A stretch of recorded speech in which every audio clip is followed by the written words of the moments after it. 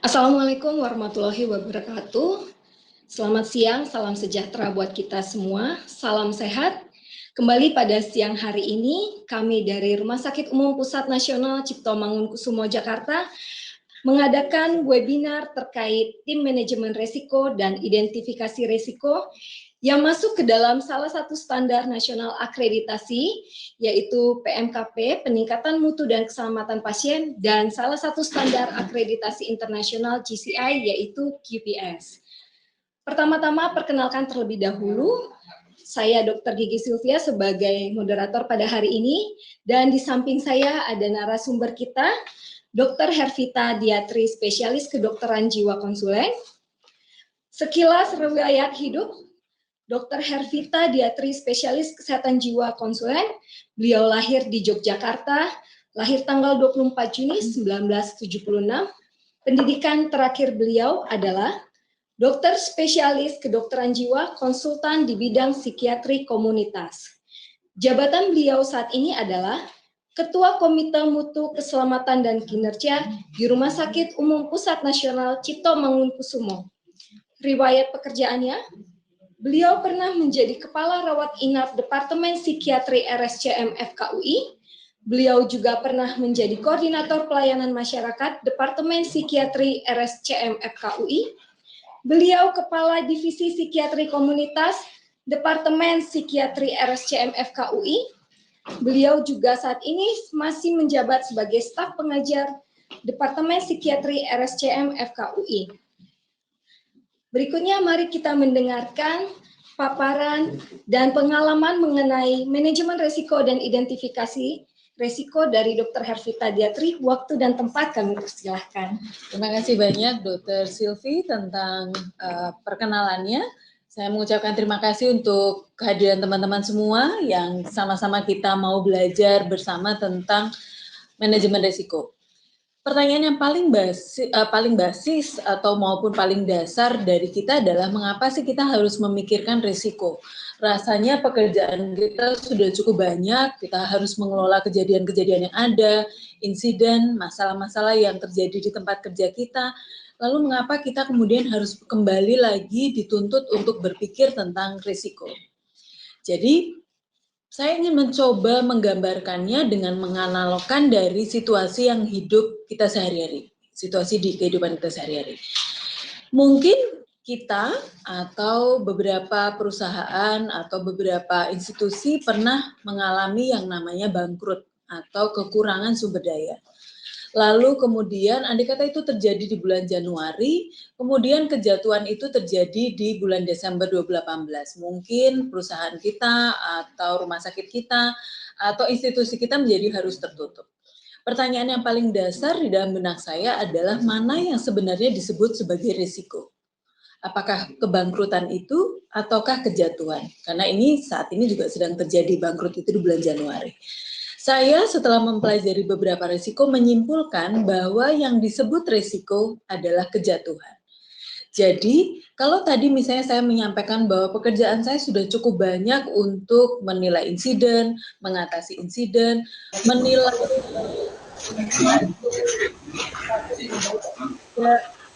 lalu kemudian berupaya sekali untuk menindaklanjuti semua hal-hal yang belum tercapai.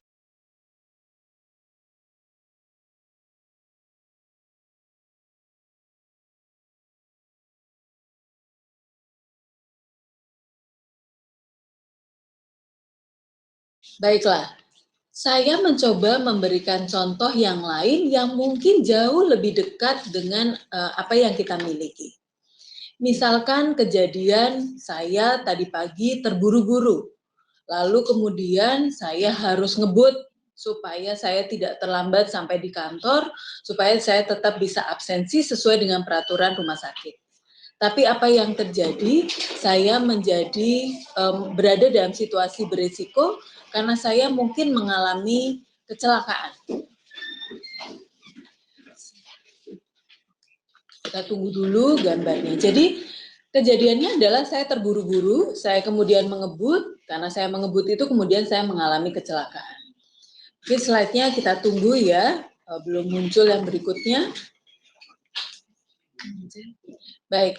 Nah, sebenarnya kalau dilihat, kalau kita fokus pada kejadian yang saya alami, misalnya kecelakaan, maka sebenarnya saya lakukan adalah berorientasi pada insiden. Jadi yang terjadi kecelakaan ini adalah insiden, sama seperti kejatuhan yang tadi sudah saya gambarkan.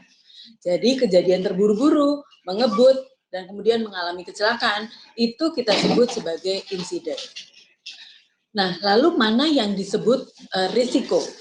Kita bisa melihat mana yang disebut risiko bila urutan ini diubah. Kita memulai dengan kenyataan bahwa kalau kita tidak berhati-hati di jalan, berdasarkan berita-berita yang ada, berdasarkan peringatan-peringatan dari polisi dan sebagainya, maka sering sekali kalau kita tidak berhati-hati, terburu-buru, mengebut, itu akan terjadi kecelakaan. Jadi data tentang kecelakaan sudah kita ketahui lebih dulu. Lalu kemudian saya akan mundur, kenapa itu terjadi? Karena orang mengebut. Kenapa orang mengebut? Karena terburu-buru. Nah, jadi kalau kita berfokus sebaliknya, maka inilah cara berpikir resiko. Jadi beda dengan yang tadi. Kalau yang tadi kita berjalan terus kemudian terjadi insiden. Seringkali kita sibuk untuk menangani insiden tersebut. Padahal sebenarnya kita punya begitu banyak pengalaman, begitu banyak literatur, begitu banyak orang yang memberikan nasihat untuk kita bisa jadikan peta terkait dengan resiko. Nah, lalu karena kita sudah tahu bahwa terburu-buru, mengebut itu bisa menjadikan kecelakaan, maka yang sebaiknya saya lakukan sebagai seseorang yang bergerak di bidang manajemen risiko adalah mencoba menyiapkan segala sesuatunya dengan lebih baik. Contohnya meniatkan dalam diri saya untuk tidak pernah lagi terburu-buru. Misalnya bangun, pasang weker, kemudian ya kalau tidak bisa selesai ya kemudian saya akan melanjutkan di kantor dan seterusnya. Inilah yang disebut sebagai upaya mitigasi resiko. Sehingga kita sudah tahu apa yang terjadi dan kemudian kita melakukan berbagai macam pencegahan. Sayangnya kembali lagi, sebagian besar dari kita lebih senang fokus untuk memperbaiki sesuatu yang salah. Baik itu insiden atau penilaian kinerja yang tidak tercapai. Lalu kemudian kita mengeluh karena pembelanjaan menjadi besar. Sebagai contoh, bahwa kalau mengatasi atap atau dinding yang berjamur itu mengeluarkan uang jauh lebih banyak gitu. Karena jadi terlalu banyak hal yang harus kita perbaiki. Coba kalau kita berpikir sebagai di dalam konteks manajemen risiko, maka pencegahan yang kita lakukan sebenarnya adalah sebuah bentuk investasi. Sehingga pembelanjaan yang tidak perlu itu tidak perlu kita lakukan gitu. Nah, jadi memang terlihat sekali bahwa risiko adalah satu hal yang penting. Ada satu survei ekonomik yang dilakukan di Amerika pada tahun 2014 dengan cepat menunjukkan yang mungkin saya kok jadi respondennya juga akan menjawab yang sama. Pertanyaan yang pertama yang survei ini keluarkan adalah seberapa Anda, organisasi Anda, perusahaan Anda setuju bahwa sebaiknya kita itu punya perencanaan terhadap krisis. Dalam hal ini disebut resiko. Kalau kita lihat slide ini, maka ada peningkat sebenarnya harusnya lebih bagus. Kenyataannya orang tahun 2013 lebih malas untuk membuat krisis plan. Jadi mereka lebih senang membuat plan itu berdasarkan apa yang dihadapi. Jadi dulu tahun 2009, kurang lebih 8 tahun yang lalu, 8-9 tahun yang lalu, orang lebih senang berpikir tentang perencanaan sebelum sesuatu terjadi. Tapi sekarang ini, orang lebih senang berpikir atau merencanakan berdasarkan apa yang terjadi.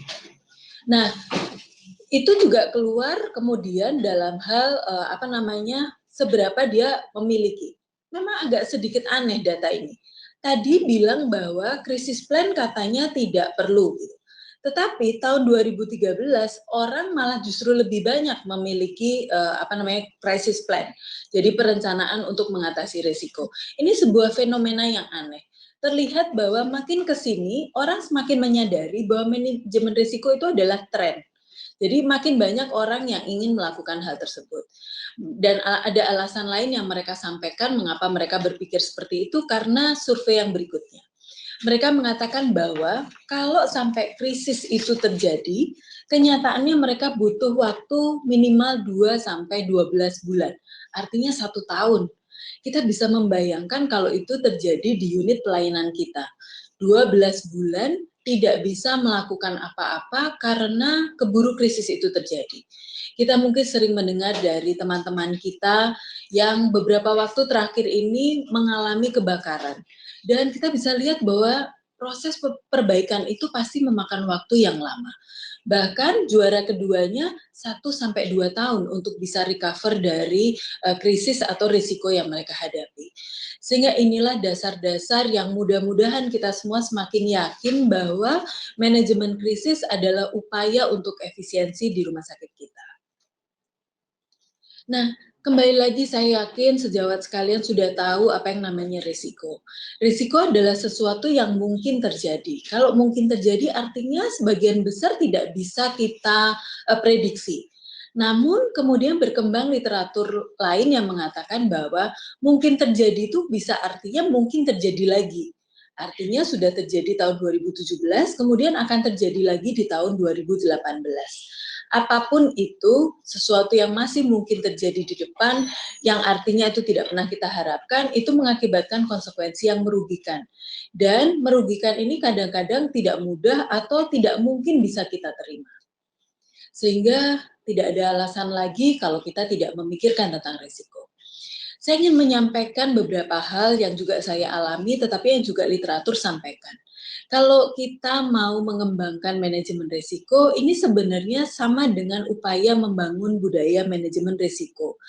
Nah, cuman kalau kita mau membangun budaya manajemen risiko, artinya kita harus konsisten. Nah, ini yang sulit kalau misalnya manajemen risiko hanya dikaitkan dengan proses akreditasi yang sifatnya mungkin datangnya entah setahun sekali atau 3 tahun sekali. Sehingga sulit sekali untuk membangun budaya manajemen risiko kalau kita tidak lakukan dengan konsisten. Dan fokus dari budaya manajemen risiko adalah corrective action, bukan correction action. Jadi corrective action adalah segala upaya yang kita coba lakukan untuk mencegah risiko yang sudah kita identifikasi itu terjadi. Kedua, risiko membantu kita untuk melihat sesuatu yang tidak nampak. Jadi kalau tidak tampak saat ini, dan meskipun kita berbudaya timur, kita sering sekali mengatakan kebetulan ditemukan, kebetulan kita mengenali, untung ya kita mengenali dulu dan seterusnya. Nah, kalau kita bicara tentang budaya manajemen risiko, hal-hal seperti ini harus sebisa mungkin kita kurangi. Segala sesuatu itu sebenarnya sesuatu yang bisa sudah kita deteksi, sehingga akan semakin kecil angka atau kejadian-kejadian yang sifatnya kebetulan. Apalagi kalau kita bicara tentang organisasi, dalam hal ini rumah sakit yang melayani orang yang membutuhkan bantuan, sebaiknya memang kita sudah selalu berpikir proaktif untuk risiko.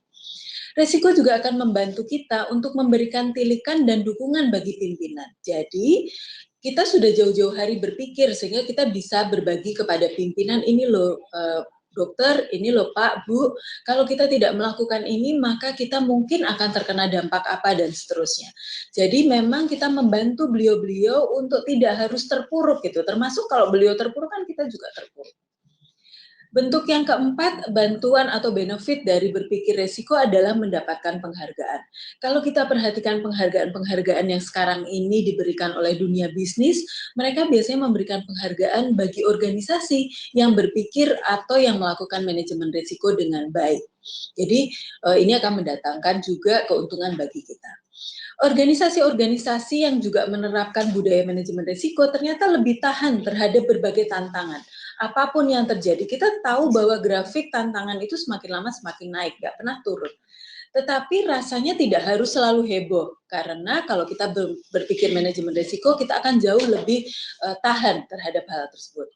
Demikian juga menurunkan kerugian, karena kita akan lebih efisien dalam pemanfaatan sumber daya, seperti yang saya sudah jelaskan sebelumnya. Yang berikutnya adalah tentang peluang untuk pengembangan regulasi. Jadi kalau kita sudah tahu risiko, maka kadang-kadang alur layanan berubah. Kadang-kadang SPO berubah. Misalnya yang tadinya semuanya pendaftarannya manual, kemudian sekarang online. Itu contoh bahwa ketika kita memahami ada risiko pasien nanti akan semakin banyak, maka kita mengembangkan regulasi atau tata kelola kerja yang lebih baik. Demikian juga mengapa sih alasan adanya electronic medical record. Itu juga dasarnya adalah risiko. Karena makin lama makin banyak pasien, waktu kita untuk melayani makin pendek, sehingga kebutuhan untuk IT menjadi lebih besar. Selanjutnya saya akan membahas tentang siklus resiko yang pasti sejawat sekalian juga sudah ketahui. Kurang lebih secara sederhana siklus manajemen resiko itu ada 4. Tapi yang siang hari ini sampai sore nanti kita bahas hanya terbatas pada identifikasi resiko dan asesmen resiko. Ada sedikit menyinggung tentang bagaimana cara memformatkan manajemen resiko, namun mudah-mudahan kita akan bertemu dalam pertemuan yang lain. Diidentifikasi resiko adalah upaya kita untuk mengenali resiko. Saya mengumpulkan dari berbagai macam literatur, ada standar-standar akreditasi yang memberikan arahan. Kira-kira resiko tuh bisa apa aja sih modelnya gitu. Kami di RSCM sebagian besar berkiblat pada buku standar JCI. Di sana mempersyaratkan ada 5. Tapi di sini kita bisa belajar banyak. Contohnya tentang strategis, yaitu tentang bagaimana implementasi rencana strategis, rencana bisnis rumah sakit, dan seterusnya. Operasional lebih berhubungan dengan penyediaan layanan. Bisa atau tidak kita menyediakan layanan dengan baik. Masalah pasokan, ini masalah yang kritis. Kita sering ya, rasanya hampir sebagian besar rumah sakit mengalami atau pernah mengalami obat kosong atau suplai alat terlambat, dan seterusnya. Jadi itu masalah penyediaan sumber daya. Terkait dengan pelanggan, misalnya pemenuhan kebutuhan pelanggan termasuk untuk pemanfaatan teknologi yang terkini. Mereka minta, oh nggak mau lagi diperiksa dengan MRI yang cuma bisa beberapa lumen, minta yang lebih canggih, USG-nya lebih canggih, alat-alat medisnya lebih canggih. Jadi ini adalah risiko yang keluar dari pelanggan, sehingga dia mencari rumah sakit yang bisa menyediakan sesuai dengan kebutuhan yang dia rasakan. Kegagalan aset contohnya, misalnya masalah-masalah penggunaan aset, baik alat-alat maupun bahan-bahan yang ada di rumah sakit. Kompetitor, kita nggak bisa menutup mata bahwa kompetitor selalu ada. Dan kompetitor tidak selalu nyata di hadapan kita. Mungkin kok rumah sakit nyata ya, ada rumah sakit lain terbangun di sekitar rumah sakit kita itu kelihatan. Tapi hati-hati dengan silent kompetitor. Ini sudah bisa kita pelajari dengan transportasi online misalnya. Kita juga sebenarnya sudah berhadapan sekarang dengan pemesanan obat online. Habis ini nanti misalnya dokter online dan seterusnya. Jadi ini adalah kompetitor yang tidak terlihat, gedungnya nggak ada, tetapi dia adalah kompetitor kita. Reputasi, masalah kemerosotan nilai. Aduh, sekarang orang begitu mudah menggunakan sosial media. Kekurangan di rumah sakit kita bisa publish, Facebook, YouTube, dan seterusnya. Sehingga rasanya sulit sekali untuk membangkitkan kembali rasa percaya dari customer itu kepada layanan kita. Masalah finansial, kita kehilangan, baik yang skalanya memang kehilangan kesempatan sampai memang kehilangan di rumah sakit kita, misalnya pencurian dan seterusnya. Perubahan nilai uang, sebagian besar alat-alat masih disuplai dari luar negeri, sehingga kita sangat tergantung dengan kurs atau indeks mata uang atau rupiah kita. Perubahan sistem simpan pinjam, yang bisa beda-beda, bank bisa beda-beda caranya. Lalu fiskal terkait kebijakan pajak, yang kita sendiri juga rasakan bahwa banyak DPJP yang kemudian merasa resah karena kebijakan pajak yang juga tidak sama, berubah-berubah. Perubahan regulasi, masalah legal, tuntutan hukum yang kayaknya nggak nuntut, tau-tau jadi nuntut. Apalagi kok mereka publish di media, terus kemudian didatangi oleh orang-orang yang bisa memanfaatkan situasi tersebut. Organisasi, perubahan struktur, perubahan kepemimpinan, udah merasa bahwa 5 tahun kita mau ke sini, direktur kita ganti, dan seterusnya. Jadi banyak faktor yang bisa mempengaruhi, termasuk relasi jejaring. Yang tadinya harmonis dengan rumah sakit lain, nanti kalau ada apa-apa dengan rumah sakit saya penuh, saya minta titip ke situ ya, mendadak dia merasakan mendapatkan manfaat kerjasama dengan yang lain, sehingga tidak terlalu ingin melayani rumah sakit kita. Semua itu sangat mungkin terjadi di sekitar kita. Nah, namun ternyata kita sendiri sebagai tim manajerial sering juga melakukan beberapa hal yang kurang pas. Dan ini coba saya kumpulkan dari berbagai macam literatur. Pertama, kita ternyata memotret risiko itu di tempat yang salah. Saya akan memberikan ilustrasi melalui gambar ini. Di sini dilihat dari tabel grafik yang pertama, bahwa ternyata risiko itu lebih banyak berhubungan dengan masalah strategis. Jadi itu yang jauh lebih banyak, visi misi lah, capaian-capaian indikator lah, itu yang lebih banyak. Namun sayangnya auditor atau orang-orang yang memikirkan tentang ada atau tidaknya risiko itu lebih banyak berpikir di aspek operasional. Jadi nggak nyambung. Kita jarang sekali misalnya mengevaluasi renstra kita gitu. Masih relevan nggak ya? SWOT kita pun jarang dievaluasi. Sehingga akhirnya kita berhadapan dengan masalah operasional melulu, tapi lupa pada saatnya nanti baru ingat. Ketika sudah harus pertemuan lagi untuk nyusun renstra baru ingat bahwa visi misi kita itu nggak tercapai. Terus kemudian dengan mudah kita mengatakan, oh iya visinya waktu itu keberatan. Padahal saya yakin waktu menyusun itu pasti sudah mempertimbangkan. Jadi ini contoh bahwa kita itu seringkali hanya perhatian pada beberapa masalah saja, dalam hal ini operasional. Pasien lah, alur lah, komplain lah, sebagian besar memang berhubungan dengan operasional. Padahal semuanya sebenarnya ditujukan untuk menyokong pencapaian strategis. Kesalahan lain yang sering kita lakukan adalah kita berfokus atau menggambarkan risiko itu pada kejadian yang ekstrim, gitu, yang mungkin tidak terjadi, tapi itu yang biasanya kita pikirkan. Jadi langsung berpikir tuh yang ekstrim, yang langsung tutup, yang langsung habis gitu. Jadi selalu yang ekstrim. Akibatnya kalau kita berpikir seperti ini, kita jadi tidak detail pada hal-hal yang sebenarnya sudah di depan mata. Karena ekstrim selalu kecil sebenarnya angkanya. Kalau kita lihat kurva normal aja angkanya sebenarnya kecil. Tapi kita lebih sering atau lebih senang berfokus ke sana. Misalnya tidak ada pasien, tidak ada peserta didik, atau tidak ada alat, langsung semuanya tuh langsung hitam atau putih. Padahal ada hal yang ada alat, tetapi alat itu mungkin cepat rusak. Atau ada alat, tapi datangnya terlambat. Nah itu yang sebenarnya lebih jauh atau yang lebih baik kita pikirkan dibandingkan risiko yang ekstrim.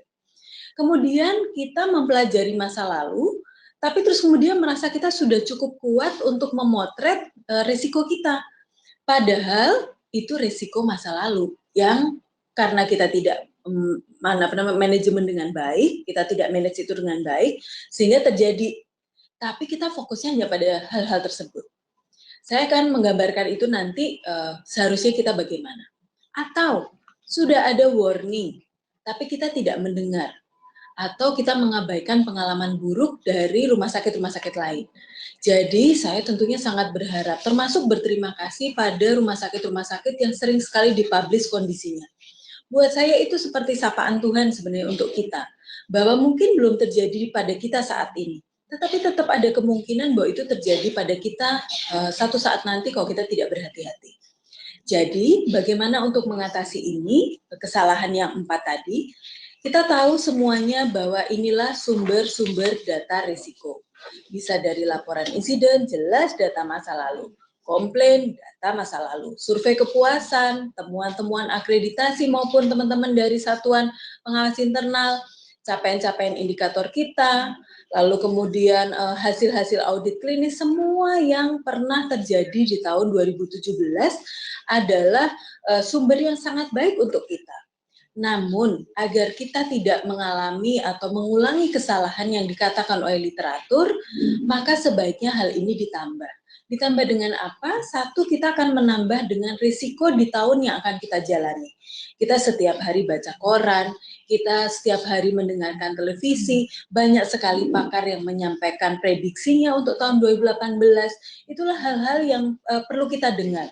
Dan jangan membatasi diri hanya di aspek kesehatan. Misalnya tentang uang tadi, nilai mata uang. Jelas kita harus mendengarkan prediksi tersebut dari konsultan keuangan atau ekonomi.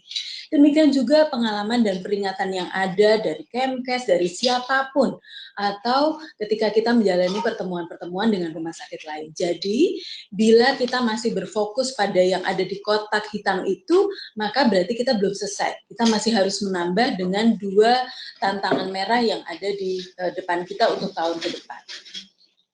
Nah, saya ingin membagikan apa yang kami miliki di RSCM. Tentu saja ini juga kami susun berdasarkan pengalaman kami, berdasarkan kira-kira apa yang kami butuhkan.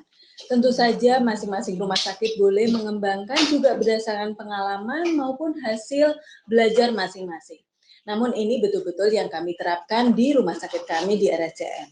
Yang pertama adalah kategori strategi. Di sini berbicara tentang hal-hal yang berhubungan dengan pencapaian visi misi, capaian-capaian indikator. Di tabel sebelah kanan saya menampilkan definisi maupun contoh-contoh yang mungkin teman-teman bisa pakai. masalah kebijakan-kebijakan, masalah hidden agenda, masing-masing direktur punya agendanya masing-masing, perubahan pimpinan, adanya panduan dan seterusnya. Jadi ini boleh menjadi inspirasi, siapa tahu terjadi di rumah sakit atau di unit tempat teman-teman bertugas. Lalu tentang pengembangan dan pengelolaan teknologi informasi. Kami mendapat masukan dari konsultan kami yang mengatakan bahwa ini sebaiknya juga masuk dalam strategi. Jadi area yang kita tadi sama-sama lihat, ini yang harusnya dieksplor lebih banyak. Contohnya tentang ancaman virus. Kita mungkin masih ingat beberapa tahun yang lalu kita dihebohkan dengan adanya virus yang menyebar di rumah sakit. Dan bisa jadi itu menghabiskan data-data yang ada di rumah sakit kita. Data-data bukan hanya terkait pasien, tapi keuangan dan seterusnya. Jadi ini sebagai contoh bahwa perusak sistem teknologi itu bentuknya bisa macam-macam. Ketersediaan penunjang IT yang tidak sejalan dengan rencana pengembangan misalnya. Kita butuhnya modelnya seperti apa tapi kita nggak punya. Atau banyak sekali provider-provider IT itu yang mempromosikan katanya ini alatnya kalau begini akan cepat sekali. Tapi sesekali kita perlu bertanya, spare part-nya udah ada belum ya di Indonesia gitu. Jangan sampai mereka menyampaikan bahwa ini IT yang luar biasa, tetapi spare part-nya belum ada di Indonesia. Sehingga ketika rusak kita nggak bisa apa-apa. Padahal kita sudah menginvestasikan uang yang banyak dengan tujuan awalnya untuk supaya lebih efisien, tapi jatuhnya jadi tidak efisien. Ketersediaan ahli IT di rumah sakit kita sekarang tarik-tarikan gitu ya, karena sekolah yang berhubungan dengan IT tidak banyak, tetapi rumah sakit, industri, hampir semua orang sekarang pengen lebih ke arah teknologi, sehingga akhirnya kita berkompetisi untuk mendapatkan ahli di bidang IT. Ketidakmampuan user, kita pun setelah ketemu ahli IT ditanya maunya kayak gimana dok, maunya kayak gimana supaya teman-teman farmasi supaya kami bisa buatkan aplikasinya, kita nggak mampu menerjemahkan. Kita sampaikan ya pokoknya saya maunya begini, karena kita juga nggak tahu program atau aplikasi itu kayak gimana. Pokoknya saya pengennya begini ya, saya mau cepatnya seperti ini. Teman-teman IT nggak bisa membayangkan hal tersebut karena kita tidak mencari atau tidak bisa mendapatkan IT yang berdirinya atau tumbuhnya dari rumah sakit. Jadi bagaimana kita bisa berkomunikasi dengan bahasa yang sederhana, tantangan juga buat kita tenaga kesehatan untuk juga nggak cuma belajar tentang ilmu kesehatan, kita juga bisa belajar tentang IT. Seperti yang tadi saya juga sampaikan, saat ini juga banyak sekali aplikasi, penjualan aplikasi yang mengatakan bahwa rumah sakit ini sudah memakai, gitu. Jadi kita tinggal pakai, gitu. Tapi ternyata ya namanya satu dikembangkan tidak berdasarkan yang kita mau, jadinya nggak cocok dengan kebutuhan kita. Atau kadang-kadang kita tidak tahu bahwa integritas data-data rumah sakit kita jadi bisa di-share ke rumah sakit lain atau ke tempat-tempat lain, bahkan dijual. Jadi betul-betul sesuatu yang kita harus waspada terkait hal-hal tersebut. Tantangan lain atau kategori risiko lain yang bisa kita lihat adalah operasional. Jadi ini semua terkait rencana, baik rencana strategis, rencana pengembangan, program-program kerja kita, program mutu, upaya-upaya yang kita lakukan untuk menurunkan insiden, itu semua. Nah, di sebelah kanan itu hanya contoh-contoh saja yang mungkin teman-teman bisa pakai, yang kami susun dari pengalaman kami maupun yang sudah kami kumpulkan dari beberapa literatur. Ini kurang lebih ancaman-ancaman yang akan kita hadapi ke depan. Jadi sebagai contoh kok saya mulai dari bawah, seperti tadi saya sudah sampaikan, pemanfaatan media sosial. Dulu rasanya kita sebagai tenaga kesehatan nggak pernah tuh terancam dengan pasien-pasien kalau mau komplain juga ya komplain aja ke dokternya atau ke perawat. Tapi sekarang bisa terpublikasi kemana-mana. Masyarakat juga semakin teredukasi sehingga dia tahu mana yang namanya terapi yang terstandar. Jadi mereka juga bisa mengatakan kok dokter begitu ya, agak berbeda dengan terapi di tempat lain. Sehingga dia mulai merasa bahwa dia memiliki pilihan, udah mencari yang terbaik. Jadi nggak bisa lagi bahwa kita mengatakan bahwa pasti juga nanti ke RSCM, nanti juga ke rumah sakit saya, apapun yang terjadi juga ke rumah sakit saya, toh pasien BPJS, kita nggak boleh lupa bahwa 2019 semua rakyat Indonesia BPJS. Dan akibatnya juga rumah sakit swasta juga bisa membuka layanan BPJS. Jadi nggak ada lagi tuh pernyataan bahwa dia nggak ada pilihan lain, pasti datang ke tempat saya. Tidak, itu adalah salah satu yang kita harus pikirkan bagaimana caranya kita bisa mendapatkan customer atau pelanggan. Efektivitas kerja yang belum terukur itu adalah salah satu cara atau hal-hal yang menyebabkan kita tidak bisa mencapai tujuan kita. Demikian juga kalau saya kembali ke atas. Andai kata nanti sejawat sekalian sudah semakin terampil untuk menilai risiko, tapi kalau risiko itu dinilai saja dan tidak ditindaklanjuti, kapanpun rencana strategis, rencana pengembangan kita tidak akan pernah tercapai juga. Lainnya dari kategori risiko yang diterapkan di RSCM adalah masalah finansial, dalam hal ini upaya kita untuk menjaga aset-aset kita. Jadi pemeliharaan alat dan sistem teknologi informasi, kita nggak bisa mengatakan bahwa nggak bisa memungkiri. Pertama, usia alat di rumah sakit kita tambah tua. Sudah gitu, proses pengadaan alat seringkali membuat alat itu sudah berjarak 2 tahun dari permintaan kita. Jadi misalnya tahun 2016 saya mengajukan alat, tapi kemudian karena proses pengadaan barang di rumah sakit saya menyebabkan alat itu baru bisa datang sekarang. Nah, alat itu kan bukannya alat yang baru dibuat sekarang. Alat itu sudah ada tahun 2015. Akibatnya alat itu datang ke saya, tetapi sudah lebih tua 2 tahun. Jadi saya tidak menerima alat baru sebenarnya, meskipun itu baru datang ke rumah sakit saya. Jadi hal-hal seperti itulah yang kita sebut sebagai risiko. Kenapa standar akreditasi sekarang juga memberikan begitu banyak bobot pada risiko terkait pasokan barang dan jasa. Karena semakin lama prosesnya, maka mendekati expired barang-barang yang kita beli. Demikian juga penggunaan alat yang melebihi kapasitas karena jumlah pasien yang sangat banyak. Jadi kadang-kadang manajemen rumah sakit kita mengatakan, udahlah beli 2 dulu, udah pakai aja, sementara masih bisa. Kita membiarkan antrian yang panjang. Padahal sebenarnya antrian yang panjang adalah salah satu pintu masuk untuk kita bisa berpikir bahwa alat itu jangan-jangan dipakai lebih dari kapasitas yang seharusnya. Staf atau pegawai yang karena kekurangan sumber daya, ya sudah langsung aja pakai alat itu. Kita semua paham bahwa orang yang tidak terlatih disuruh menggunakan alat, risiko alat itu rusak akan jauh lebih besar. Demikian juga semakin lama potensi alat semakin menurun. Yang paling sederhana saya bisa gambarkan adalah gunting, klem, itu makin lama kan makin ketul, makin tumpul, sehingga yang tadinya bisa diblok untuk tidak ada perdarahan, sekarang jadi tetap ada perdarahan, karena selalu digunakan. Nanti buat pengadaan tahun depan terus seperti itu, nah padahal alatnya sudah ketul. Jadi itu contoh-contoh ketika risiko itu dijadikan prioritas dan menjadi budaya dari level atas sampai level yang terbawah. Kalibrasi terlambat dengan berbagai macam alasan. Keamanan, integritas teknologi dan akses IT, password bisa dijual di mana-mana, jarang banget teman-teman habis menggunakan IT nutup, langsung pergi aja ngeloyor sehingga orang lain bisa pakai dan seterusnya. Jadi berbagai macam hal yang bisa kita hadapi, IT tidak mengamankan segala perkara. Tetap kita dan perilaku kita tuh penting di dalam proses menjaga integritas IT. Program retensi pegawai, kita tahu sekali bahwa risiko pegawai untuk keluar sangat besar. Misalnya tidak ada pengurusan jenjang karir, orang di situ terus, penilaian kinerjanya tidak dipakai untuk jenjang karir. Demikian juga tawaran di luar makin lama makin menggiurkan, apalagi kita tarik-tarikan. Budaya menyalahkannya masih tinggi, beban kerja yang tinggi. Dibandingin rumah sakit lain bayarannya segini tapi pasiennya cuma segini, ya mau yang itulah daripada bebannya kerjanya luar biasa meskipun pendapatannya sama. Tidak terdistribusinya pekerjaan dengan merata. Kita tahu, waduh, dokter A atau perawat A ini pinter banget, aktif, pokoknya luar biasa. Lalu kemudian semua pekerjaan dijatuhkan pada dia karena malas mengambil risiko kalau dikerjakan oleh perawat B, C dan seterusnya. Padahal kita tahu dia kemungkinan akan burn out, akan berupaya untuk keluar dari pekerjaan yang ada. Atau sudah niat mau mengembangkan sesuatu tapi fasilitasnya nggak ada atau merasa tidak aman bekerja di fasilitas kita karena takut kejatuhan, kebakaran dan seterusnya.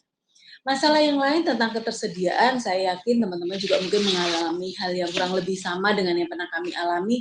Pembayaran klaim BPJS terhambat, kita tetap harus berpikir, 2018 ini jangan-jangan orang yang menggunakan BPJS akan tambah banyak. Kita di rumah sakit mempercepat proses. Pertanyaan saya, di BPJS juga mempercepat proses nggak ya?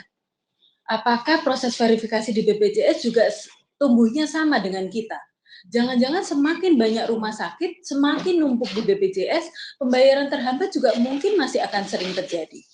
Penggunaan dana melebihi perencanaan, karena sering banget perencanaannya kurang baik sehingga banyak susulan, banyak ide-ide baru, terus kemudian atau masalah penilaian risikonya tidak dari awal dikembangkan, sehingga risikonya belakangan-belakangan. Atau yaitu tadi, budayanya belum baik.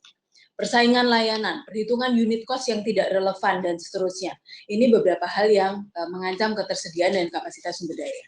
Masalah compliance, tantangan kita yang utama adalah kepatuhan terhadap undang-undang. Kita seringkali, saya misalnya, tidak merasa bahwa sebagai dokter saya perlu tahu tentang undang-undang yang terkait dokter.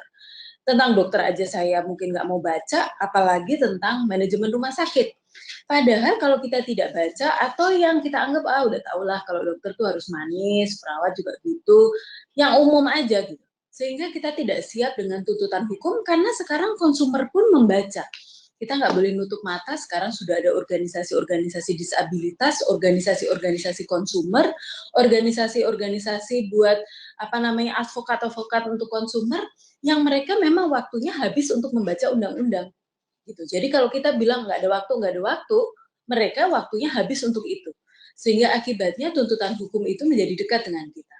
Desain alat atau ruangan yang tidak memenuhi ketentuan regulasi itu di satu sisi bisa membuat kita masuk dalam ketentuan hukum. Pembangunan gedung, udah nggak apa-apa, izin belum selesai, jalan aja terus.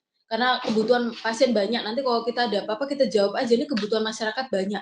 Kita lupa bahwa kita melanggar undang-undang. Apapun yang terjadi kita bisa kena tuntutan. Kepatuhan terhadap kebijakan maupun SPO, tugas atau panduan nggak jelas. Semua rasanya berdasarkan kebiasaan aja, tidak pernah ada SPO-nya. Terus sehingga SPO itu sepertinya ada di para kepala kita. Jadi apa yang biasa beliau lakukan, ya itu yang kita ikuti. Gitu. Padahal ini sesuatu yang tidak baik. Kalau kepalanya itu pergi, terus jadinya gimana? Yang mau kita jadikan kiblat yang mana? Staf baru belum sempat mendapatkan pelatihan, atau staf lama sertifikatnya sudah kadaluarsa. Tidak terupdate dengan SPO yang makin banyak, atau tidak terupdate juga dengan tantangan dari akreditasi yang makin banyak.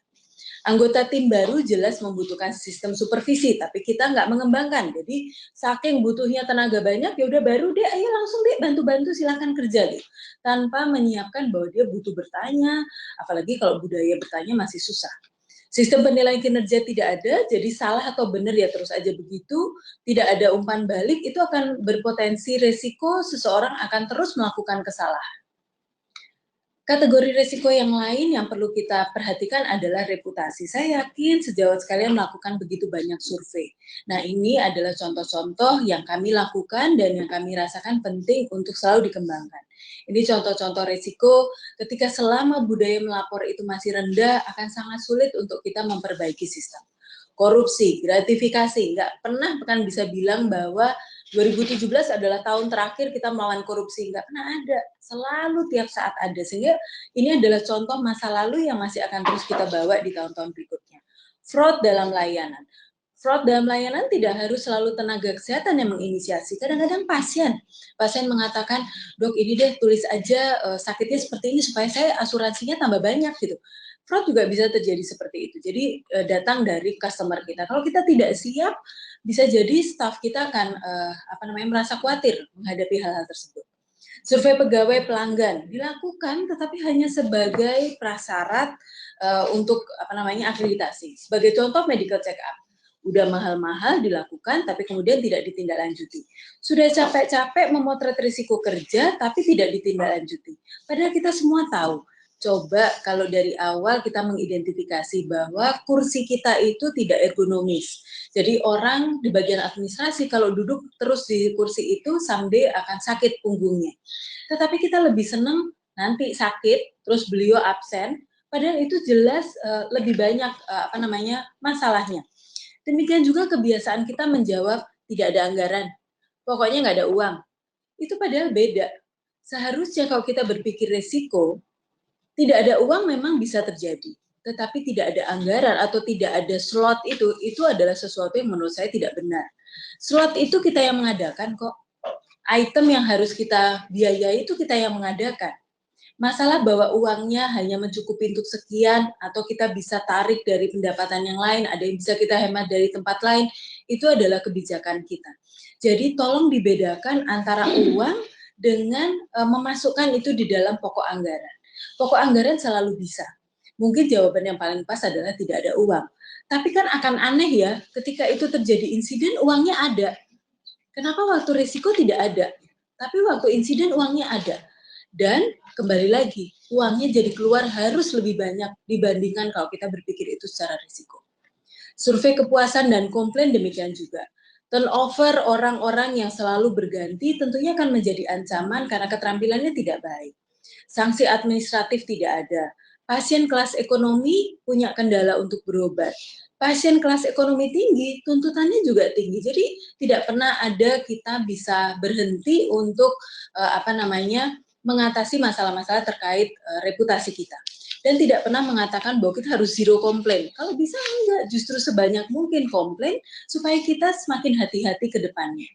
Pelayanan pasien, ada masalah ketersediaan prosedur pelayanan, pemenuhan kebutuhan berdasarkan asesmen pasien, ketersediaan informasi. Jadi kadang-kadang pasien salah sampai ke kita lebih karena mereka tidak tahu apa yang harus dilakukan. Jadi kita juga perlu melihat apakah kita cukup membantu mereka untuk mengetahui apa yang harus mereka lakukan.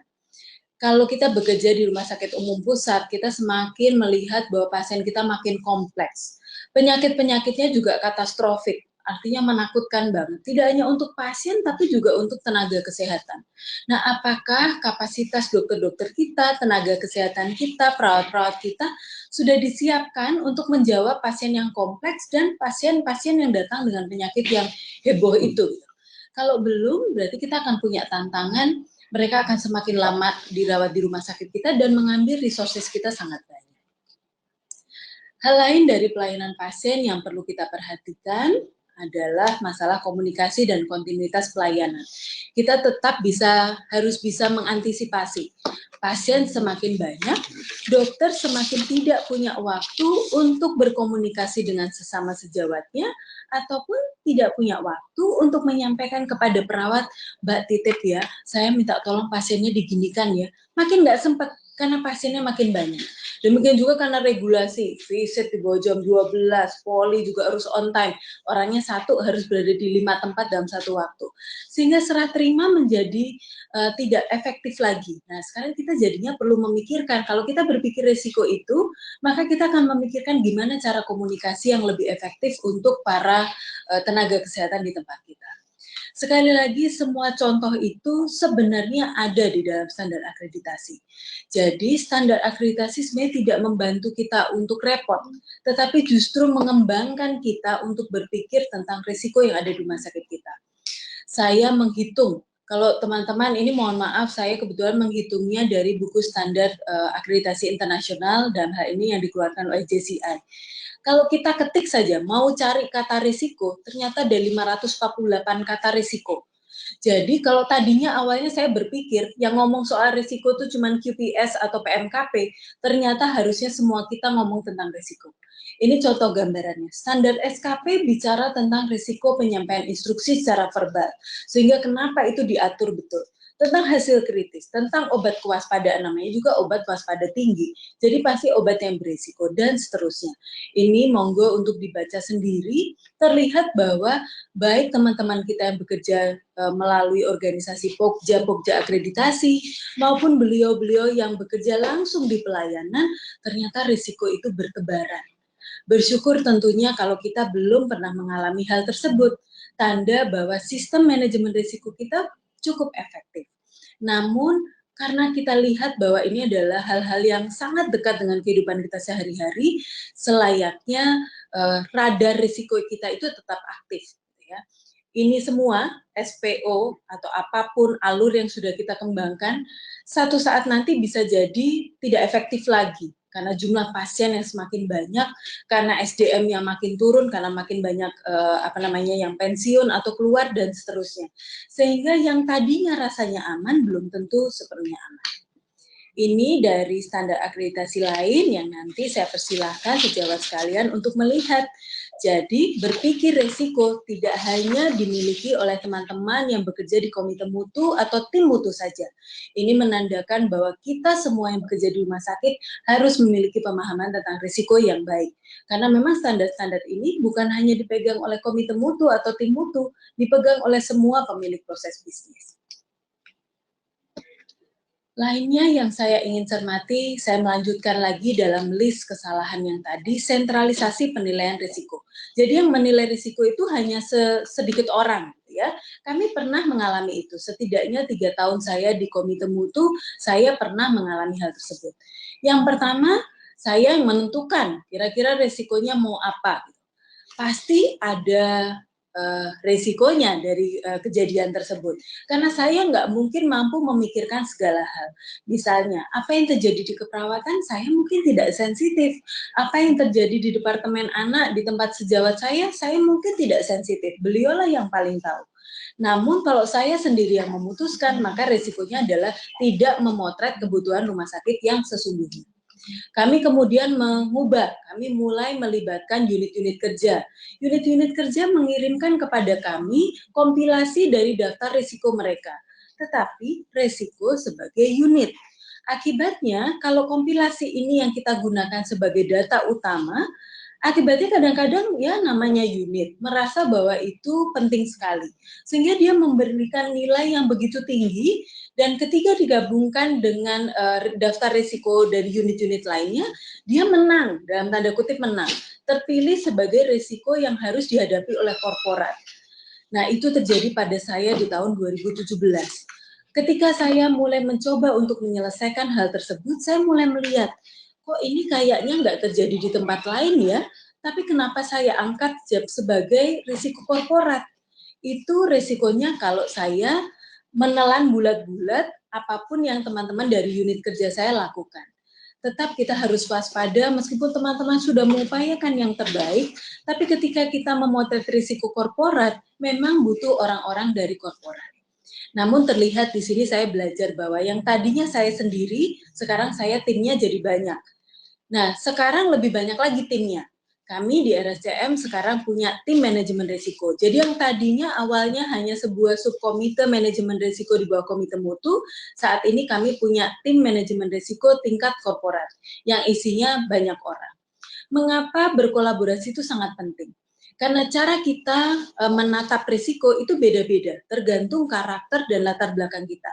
Sebagai contoh, saya latar belakangnya jiwa, dokter jiwa. Saya kemungkinan besar akan lebih menyoroti risiko yang sifatnya emosional, psikologis, mana yang nyaman, mana yang membuat orang senang itu. Tetapi saya membutuhkan teman-teman saya yang teknis, yang lebih banyak rasionya. Demikian juga saya membutuhkan mereka yang tahu betul tentang keuangan. Sehingga terlihat bahwa berkolaborasi dalam tim itu mutlak sekali perlu. Saya juga menangkap manfaat dari berkolaborasi, kami menjadi tumbuh bersama tingkat pemahaman terhadap risiko. Inilah tim manajemen risiko yang terintegrasi di RSCM yang mulai kami gelontorkan dan keluarkan SK-nya sejak tahun 2017. Jadi terlihat di sini bahwa saya tidak sendirian. Kerja saya dengan teman-teman komite yang lain, kerja saya dengan teman-teman di keperawatan, di teman-teman di pelayanan medis, termasuk perwakilan-perwakilan dari unit-unit itu semuanya ada. Saya yakin bahwa kita sebagai DSSG itu memang memiliki kaki-kaki di tempat lain. Jadi saya yakin, saya percaya bahwa kepala bidang keperawatan akan menyuarakan suara perawat dari berbagai macam unit. Jadi nggak perlu saya turun cari mereka satu persatu. Dan terlihat bahwa saya akan jauh lebih kaya, saya bertumbuh, mudah-mudahan teman-teman yang lain juga bertumbuh bersama saya. Nah, jadi dari sini saya mulai melihat bahwa sentralisasi itu tidak diperkenankan, apalagi seperti turun dari atas saja. Risiko harus dikembangkan. Terlebih lagi bahwa kalau kita masih berasumsi bahwa risiko itu adalah standar deviasi. Jadi artinya mungkin terjadi, mungkin enggak. Namanya risiko ya sudah, anggap saja bahwa semuanya mungkin tanpa harus mengatakan ini variasi normal gitu. Jadi ini keluar dari yang kebiasaan. Juga kita mengabaikan bahwa perhitungan matematika itu seringkali tidak sama dengan perhitungan psikologis.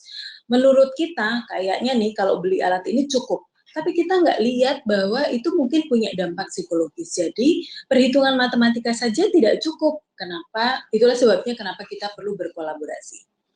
Yang lainnya, kesalahan yang terakhir yang saya kumpulkan dari literatur adalah menghitung berlebihan kemampuan kita. Jadi mohon maaf, bahasa sederhananya over PD. Gitu. Kita merasa kita mampu melakukan sesemua, tetapi kita menilai kurang untuk terhadap resiko. Resiko seperti itu enggak lah, rumah sakit kita nggak akan ngadepin, kayak gitu sih enggak lah, nggak perlulah kita pikirkan gitu. Jadi kita over PD dan menganggap segala sesuatu yang nggak penting. Nah, untuk mengatasi kesalahan-kesalahan yang di bawah tadi, maka kita perlu tools. Nah, itu yang namanya risk register. Kita tahu bersama bahwa yang namanya risk register itu satu tools, tapi kita akan mendapatkan identifikasi, derajat beratnya, kita juga bisa menghitung kita punya solusinya apa enggak, dan kemudian kita merencanakan ke depan. Inilah saya mau menyampaikan formulir yang kami miliki di RSCM.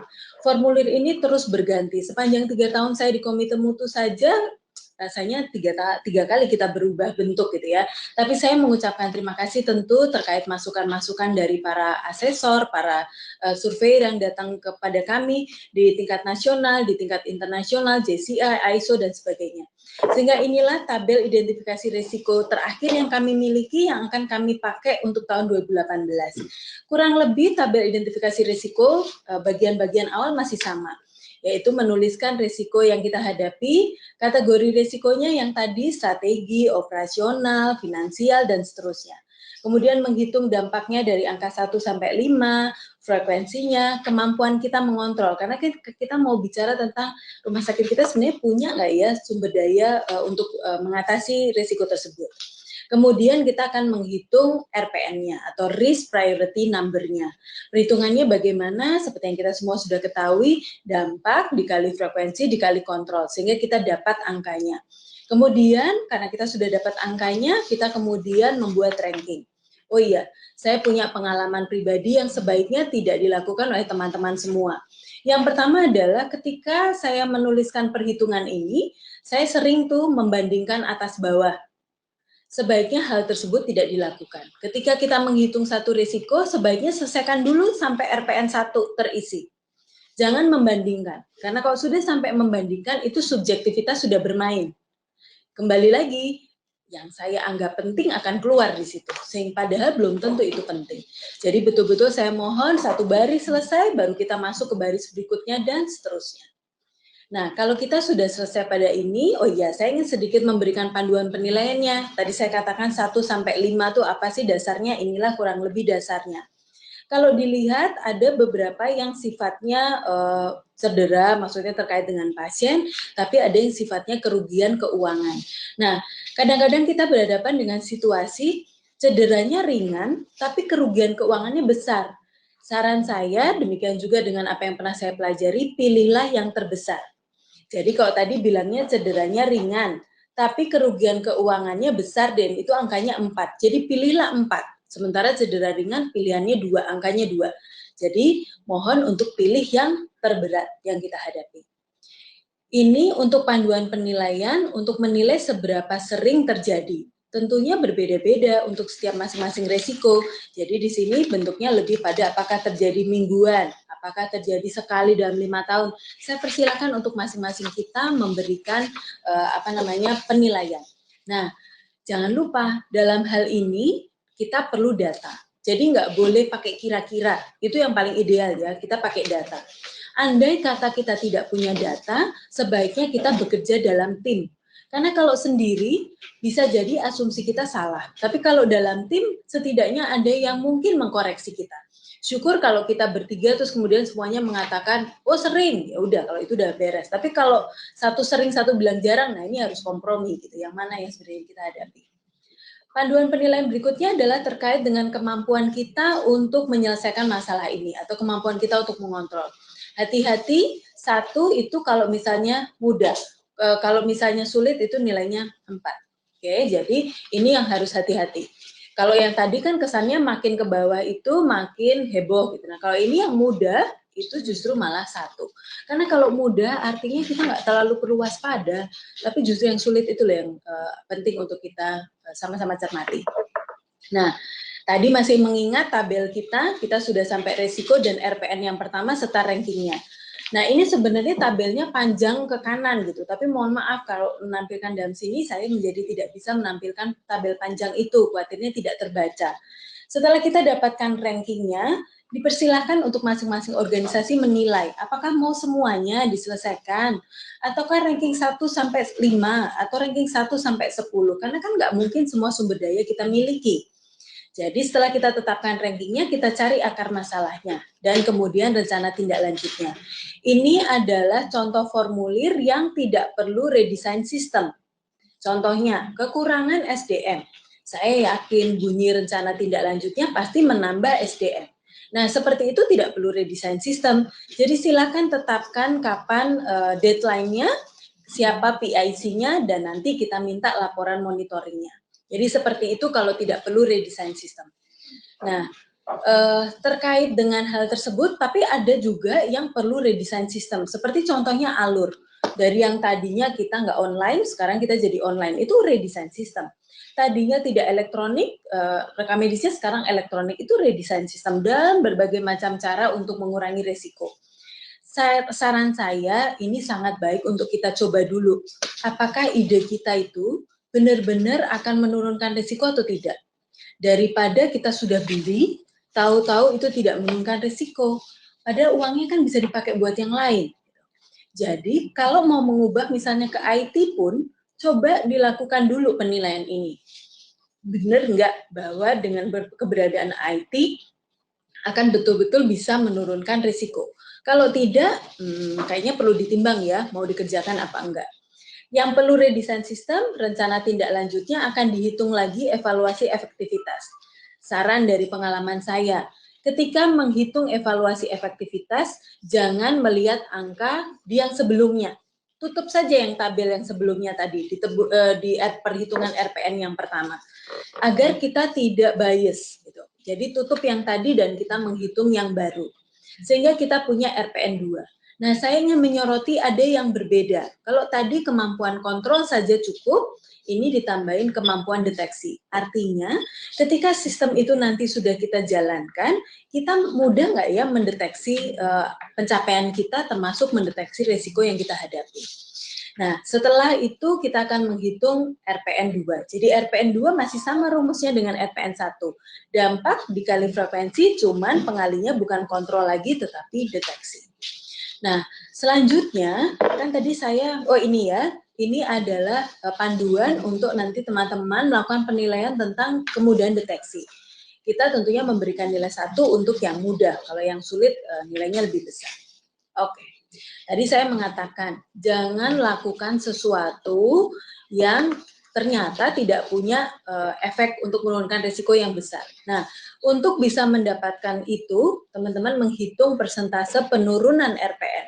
Jadi RPN 1 yang kita hitung pertama kali, dikurangi RPN 2 nih yang baru saja kita hitung di tabel ini, dibagi angka RPN 1 dikali 100. Saya membaca beberapa literatur, kira-kira penurunan RPN berapa sih, penurunan risiko berapa sih yang sebaiknya kita setujui untuk kita lakukan, gitu, untuk kita implementasikan. Dan kalau saya perhatikan dari literatur-literatur tersebut, semakin jayanya sebuah industri, dia akan semakin males untuk mengambil penyelesaian risiko yang penurunan RPN-nya itu kecil. Jadi maksudnya begini. Misalnya nanti dari perhitungan persentase penurunan RPN, teman-teman mendapatkan angka 75%. Itu artinya metode yang kita identifikasi atau yang kita rencanakan hanya bisa menurunkan risiko 75%. Kita masih akan menanggung risiko 25%. Jadi risiko itu masih tetap terjadi. Sehingga kalau nanti direktur kita bertanya, katamu ini bagus, kok masih ada risikonya? Ya kan saya sudah bilang Pak, 25% masih mungkin terjadi, tetapi menurunkan 75%. Nah, industri-industri maju, mereka biasanya tidak mau mengambil metode yang ternyata persentase penurunan RPN-nya itu kurang dari 90%. Jadi mereka cuma mau nanggung risiko pasca metode baru diterapkan itu cuma 10%. Jadi kalau lebih dari itu mereka nggak mau, mereka menganggap itu tetap kerugian. Jadi kita akan melihat di sini bahwa yang tadinya kita pikir begitu banyak inovasi bisa kita lakukan, dengan metode ini kita jadi bisa agak direm. Bener gak itu bisa menurunkan resiko? Kalau kita sudah sepakati, misalnya oke deh yang di atas 85% penurunan RPN kita kerjakan, maka itulah yang akan kita terapkan di tahun mendatang. Kembali lagi, tolong ditetapkan deadline-nya mau kapan, karena kan resikonya harus dikerjakan, maksudnya solusi resikonya harus dikerjakan, jadi harus jelas kapan supaya tidak terjadi betulan di tahun 2018 dan PIC-nya siapa. Saran saya PIC ini nama, bukan jabatan. Karena kalau jabatan kadang-kadang sulit ya untuk memastikan beliau mengerjakan atau tidak. Atau apalagi kalau sampai unit kerja, misalnya bagian teknik gitu, wah itu susah sekali. Harus betul namanya siapa, sehingga kita bisa memantau betul orang yang terlibat siapa. Oke deh, saya akan menutup presentasi saya dengan pernyataan ini, bahwa Garasi tahun 2013 menyampaikan bahwa ternyata konsep tentang risiko itu sama umurnya dengan semenjak manusia itu diciptakan. Jadi artinya hidup kita tuh selalu dekat dengan risiko. Ada satu gambar yang saya sangat suka dan saya pernah sharing dengan teman-teman yang lain juga. Kalau misalnya tikus ini aja bisa tahu resiko gitu ya, apalagi kita yang diciptakan Tuhan dengan begitu luar biasa. Dia tahu dia mau ngambil keju ini terus dia pakai helm gitu ya, itu kan risiko gitu. Dia cara dia mengatasi resiko. Mengapa kita yang diciptakan dengan luar biasa tidak bisa mengatasi hal tersebut? Saya mengucapkan terima kasih untuk perhatian teman-teman dan mengharapkan juga feedback yang pastinya akan juga baik untuk pembelajaran di masa depan. Terima kasih. Assalamualaikum warahmatullahi wabarakatuh. Salam. Ya, terima kasih Dr. Hervita Diatri atas kesempatannya. Sungguh luar biasa pembelajaran hari ini mengenai tim manajemen risiko dan identifikasi risiko. Benar-benar ilmu yang sangat berguna sekali buat rumah sakit. Seperti yang kita pahami semua. Saya sangat tertarik dengan salah satu kata-kata Dr. Hervita, pencegahan risiko sebagai suatu bentuk investasi. Jadi ya memang rumah sakit harus menyadari bahwa risiko itu bukan suatu hal yang dinilai nanti belakangan ketika suatu insiden sudah terjadi, melainkan harusnya dipikir jauh-jauh hari sebelum risiko itu terjadi, karena itu merupakan suatu investasi di mana kita bisa mencegahnya sebelum itu terjadi. Dan kita bisa lihat bahwa banyak sekali sharing yang diberikan dari Rumah Sakit Umum Pusat Nasional Cipto Mangunkusumo. Ada 6 jenis kategori resiko yang ada di rumah sakit ini. Mungkin nanti teman-teman bisa melihat, bisa mengadopsi, bisa juga menambahkan ya dok ya.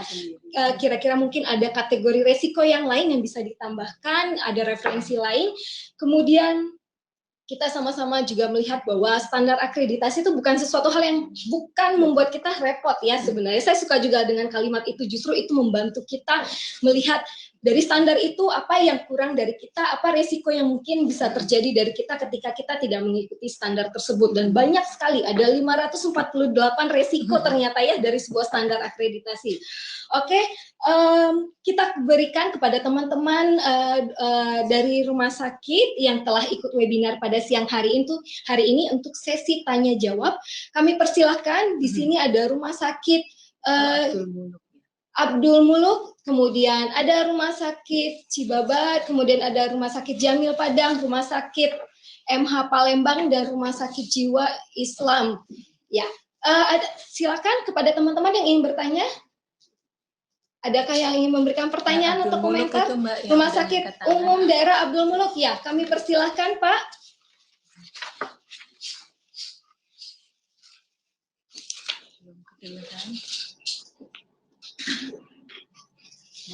Mohon maaf, suaranya belum terdengar.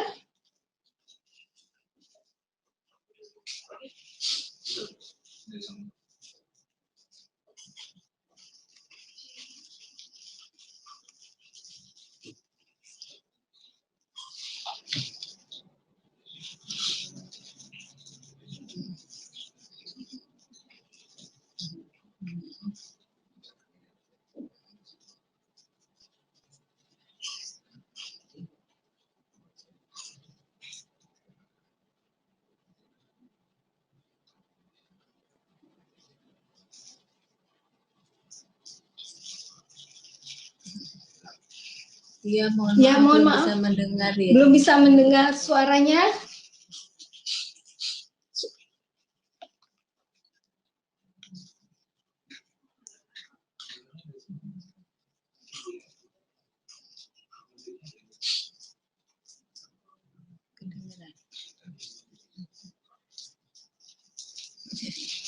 Sampai mendekati ya. Sampai mendekati kita. Belum kedengaran juga suaranya, Dok? Maaf Bapak, belum kedengaran. Mungkin ada tombol mute-nya yang harus diklik, Pak. Maaf Pak, tombol mute-nya mungkin harus diklik terlebih dahulu, sehingga nanti suaranya bisa terdengar di kami.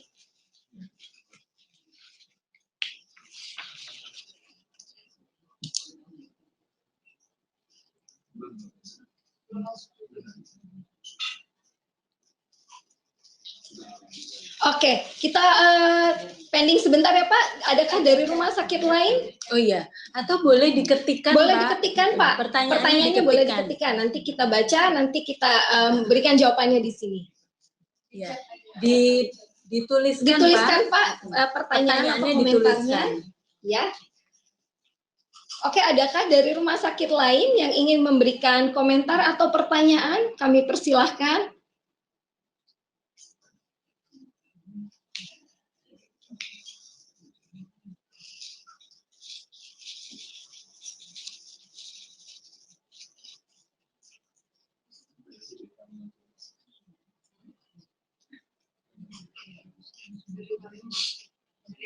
Dari RSMH Palembang ingin bertanya, ya kami persilahkan Bapak Ibu.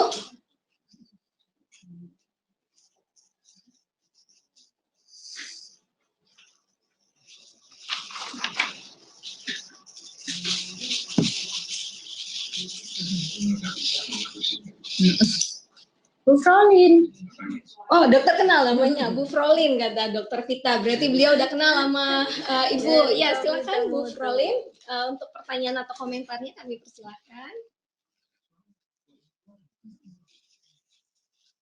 Belum dengar, Bu. Maaf Ibu, suaranya belum terdengar di kami.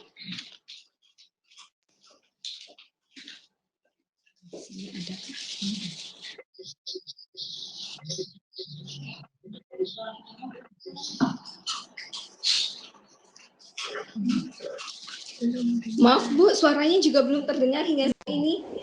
Ya, silakan Ibu. Oke, bisa dengar Bu? Bisa, dengar, Bu, jelas, silakan. Bu Frolin. Oke, makasih. Baiklah, Assalamualaikum warahmatullahi wabarakatuh. Waalaikumsalam. Selamat siang. Bu Herbita, kita mau tanya beberapa item. Tadi udah dijelaskan tentang manajemen risiko. Secara teori itu kita udah sedikit memahami karena kita udah belajar dari rumah sakit sudah terakreditasi dan lain-lain, sudah. Hanya saja kami mungkin bisa sharing Bu, bagaimana untuk pelaksanaan di lapangan yang pengalaman dari RSCM yang bisa kita melibatkan semua unit kerja itu, karena terus terang di rumah sakit kami itu kita belum semua unit kerja yang terlibat dalam manajemen risiko ini. Mungkin tadi Ibu jelaskan juga ada salah satunya membentuk tim ya, dan kita memang sampai hari ini belum kita lakukan, tapi memang kayaknya ada peluang untuk ke situ untuk melibatkan semua unit kerja. Itu yang pertama yang saya tanyakan, pengalaman dari RSCM. Terus yang kedua pertanyaan saya, sebagaimana kita tahu kita membuat manajemen risiko itu datanya kita buat di akhir tahun dan kita buat risk register di awal tahun. Yang ingin saya tanyakan, kalau kita buat di awal tahun, sehingga kadang-kadang anggaran untuk tindak lanjutnya itu kan belum termasuk di anggaran di tahun berjalan tersebut. Nah, itu yang mungkin akan mendapat kendala. Bagaimana kiatnya, ataukah rumah sakit memang harus mengalokasikan dana khusus untuk manajemen risikonya, atau bisa jadi manajemen risiko ini sendiri kita buat sebelum tahun anggaran berjalan sehingga kita bisa merencanakan anggarannya. Terima kasih, itu aja dulu untuk sementara pertanyaannya. Baik, terima kasih Bu Frolin. Bu Frolin guru saya ini justru. Bu, apa yang saya sampaikan lebih pada pengalaman kami ya Bu, dari proses belajar kami terus-menerus. Jadi kalau tadi saya sampaikan tentang tim, itu tim sebenarnya untuk memotret risiko tingkat korporat. Tapi Bu Frolin betul sekali, tidak mungkin beliau-beliau itu bisa tanpa potret dari unit kerja. Jadi betul sekali Bu, bahkan ada satu literatur yang mengatakan bahwa kemampuan untuk mengenali risiko itu adalah kemampuan utama dari seorang frontliner. Jadi terlihat ya bahwa bukan tingkat manajerial yang harus sekolah tentang manajemen risiko. Justru mereka yang ada di garda terdepan itulah yang seharusnya terampil untuk melihat risiko. Sehingga nanti dia bisa memberikan juga suaranya kepada kami.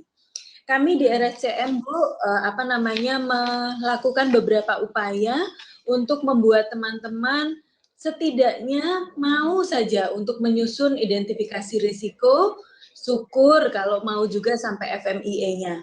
Nah, ini terjadi ketika kami menjalani survei akreditasi. Dulu kami pernah membagikan kepada teman-teman risiko kepada teman-teman. Jadi risiko itu bukan dibangun oleh teman-teman, tetapi kami melihatkan dan kemudian kami bagikan kepada teman-teman di unit. Akibatnya ketika ditanyakan oleh surveyor apa risiko yang terbesar di unit kerjamu, mereka membacakan saja dalam tanda kutip apa yang kami berikan. Dan ternyata tidak relevan. Kemudian beliau akhirnya ditanya, gimana caramu kok bisa mendapatkan risiko itu dan seterusnya. Akhirnya berantakan semua. Sehingga itu pembelajaran yang menurut saya besar buat saya, bahwa dalam tanda kutip gampangnya ya Bu, punya pemahaman sendiri itu ternyata nggak benar. Kita harus berbagi dengan yang lain, justru yang paling sering menyelesaikan risiko itu bukan kita di tingkat komite mutu misalnya, tapi justru ada di tingkat unit kerja. Sehingga memang setiap tahun kami selalu mengadakan pelatihan. Saya bukan pelatihan, cuman pengen saja membuat teman-teman itu berkumpul, punya waktu sehari yang saya tahu persis itu sebenarnya nggak cukup untuk betul-betul memikirkan risiko unit kerjanya. Jadi satu hari kami mengadakan pelatihan termasuk juga untuk memberi kesempatan teman-teman bekerja dan kemudian akhirnya keluar dari pelatihan itu setidaknya mereka punya peta identifikasi risiko. Lalu kami juga berjalan Bu, kami sekarang sudah dapat masukan dari Irjen bahwa Irjen di Kemenkes waktu datang ke kami meminta kami untuk mengubah uraian tugas kepala unit. Jadi sekarang kepala unit kerja itu salah satu butir uraian tugasnya adalah manajemen risiko. Sehingga terlihat bahwa kebutuhan untuk keterampilan tersebut tidak harus datang dari kami, tetapi justru menjadi kebutuhan para kepala unit. Lainnya yang kami lakukan di RSCM adalah kami punya satu KPI unit kerja, karena kan ada kontrak kinerja masing-masing unit kerja. Salah satu KPI-nya itu bunyinya unit excellent. Nah, salah satu penilaian dari unit excellent itu adalah unit tersebut memiliki identifikasi risiko. Kalau ada yang bisa di FMIA-kan, kemudian mereka membuat FMIA dan bukti tindak lanjutnya. Jadi kalau misalnya beliau kurang atau tidak bisa memenuhi itu, bisa jadi beliau terancam status unit kerja excellent-nya. Dan kan akan berdampak pada IQ. Sehingga ini juga salah satu cara kami merasa bahwa kami membutuhkan unit kerja juga membutuhkan kami untuk bisa mencapai unit kerja excellent. Jadi rasanya kita mau bermitra. Kami pun di komite mutu terserah kapanpun mau berdiskusi, mau mengirimkan kepada kami untuk kami periksa dulu sebelum nanti dilanjutkan, terserah apapun karena kita saling membutuhkan. Yang terakhir adalah award, jadi RSCM Award. Jadi satu aktivitas tentang untuk unit kerja excellent maupun untuk RSCM Award itu sama penilaiannya. Jadi tentang FMIA atau identifikasi risiko itu menjadi butir penilaian untuk dua penilaian, untuk KPI maupun untuk RSCM Award. Yang terakhir Bu Frolin tentang awal tahun atau akhir tahun. Buat saya sih Bu, sebenarnya pemetaan risiko itu kapan aja ya Bu. Cuman kan nggak mungkin terus-terusan. Jadi kan kita biasanya mematok awal atau tidak. Pertanyaan Bu Frolin membuat saya sadar, mungkin sebaiknya kita melakukannya sebelum tahun anggaran ya Bu. Toh juga kan itu akan terjadi setahun ke depan. Kita akan bertemu lagi dengan tahun anggaran yang baru. Makasih Bu Frolin. Jadi sebaiknya saya juga jangan mematok Januari lah saat kita membuat pemetaan. Tetapi kalau bisa, apalagi bersinergi dengan teman-teman keuangan, masuk ke dalam kalender keuangannya. Karena sebenarnya manajemen risiko tidak membutuhkan anggaran khusus untuk manajemen risiko. Manajemen risiko ada di mana-mana di butir anggaran yang dikeluarkan oleh rumah sakit. Itu Bu. Terima kasih banyak ya Bu Frolin. Ya, sama. Terima kasih Ibu Frolin. Ada lagi yang ingin ditanyakan, Bu? Untuk sementara cukup. Terima kasih Bu Frolin dari Rumah Sakit Umum Pusat Dr. Muhammad Husin Palembang. Selanjutnya kami berikan kepada teman-teman yang lain di rumah sakit yang lain ingin bertanya atau memberikan komentar. Ya, boleh. Oke, ini ada pertanyaan dari Rumah Sakit Umum Daerah Abdul Molek, Provinsi Lampung. Ya, secara struktur organisasi tim manajemen risiko di RSCM, tim tersebut berada di bawah dan bertanggung jawab kepada siapa dan sejauh mana kewenangannya? Ya, kira-kira pertanyaannya begitu, Dr. Vita. Baik, terima kasih banyak untuk pertanyaannya. Kalau kami di RSCM, sekali lagi ada sebelum tahun 2017 dan sesudah tahun 2017. Kami punya satu subkomite, nama di kami itu Komite Mutu Keselamatan dan Kinerja.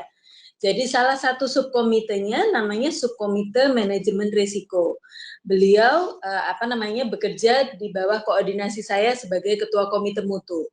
Ketua Komite Mutu bertanggung jawab langsung kepada Direktur Utama. Itu sebelum tahun 2017.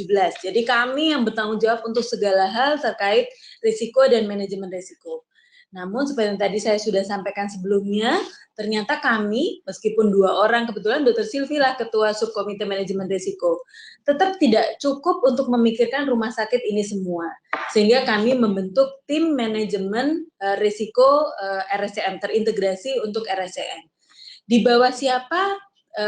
Ini penunjukan langsung dari Bapak Direktur Utama. Jadi kami punya SK, kebetulan memang ketuanya masih saya, karena sebelumnya memang masih ada di bagian kami di Komite Mutu, namun kami bertanggung jawab langsung kepada Direktur Utama. Jadi kami tugasnya selama 1 tahun memotret betul risiko-risiko yang terjadi di tingkat korporat. Kalau tingkat unit kerja, pembinaannya masih di bawah kami, di bawah Subkomite Manajemen Risiko. Tapi kalau korporat, ini menjadi tanggung jawab tim tersebut. Tadi ditanyakan lalu kewenangannya sampai mana gitu ya. Terima kasih Dr. Silvi. Jadi betul, kami diberi kuasa oleh Bapak Direktur kami untuk memotret risiko apapun yang terjadi di rumah sakit kami. Kami mau hunting berdasarkan studi banding dari rumah sakit lain atau ilmu dengar dan segalanya, pokoknya kami diminta untuk aktif mengelola itu. Kami juga diminta untuk mengusulkan risiko-risiko yang berhak atau yang layak untuk menjadi perhatian korporat. Karena kalau kita menetapkan itu, maka kurang lebih rencana kerja korporat itu ya ditujukan untuk itu. Sebagai contoh, risiko kami tahun ini salah satunya adalah waktu tunggu layanan rawat jalan yang semakin lama makin panjang. Sehingga terus kemudian direktur kami melakukan strategi, mengupayakan strategi untuk membuat layanan yang jauh lebih panjang dengan membuat DPJP itu bekerja dalam beberapa shift. Saya yakin itu pasti bukan inovasi yang baru di rumah sakit Bapak Ibu sekalian, tapi untuk kami ini baru gitu. Sehingga ini nyambung nih antara risiko yang kami potret dengan rencana strategis yang kami rencanakan, dalam hal ini direktur pikirkan. Namun saya masih ngerem nih, jangan dikerjakan dulu, kami hitung dulu melalui tools FMIA itu apakah cara ini akan berhasil atau tidak gitu. Sehingga kami sebagai tim manajemen risiko pun berhak diberi kewenangan oleh Bapak untuk melakukan perhitungan dan memberikan rekomendasi dari hasil perhitungan kami. Jadi terlihat bahwa kami tidak membiarkan direktur-direktur kami memikirkan semua konsekuensi sendiri. Tim inilah yang sudah diberikan wewenang seperti tim ad hoc atau advisor untuk direktur kami mengatasi risiko-risiko di rumah sakit kami. Mudah-mudahan itu cukup menjawab apa yang Bapak tanyakan. Terima kasih. Ya, terima kasih Dr. Hervita kepada Rumah Sakit Umum Daerah Abdul Molek Lampung. Kira-kira ada lagi yang ingin ditanyakan atau ingin memberikan komentar, kami persilahkan. Ya, kepada rumah sakit yang lain, untuk teman-teman dari rumah sakit lain yang ingin memberikan pertanyaan atau komentar, kami persilahkan.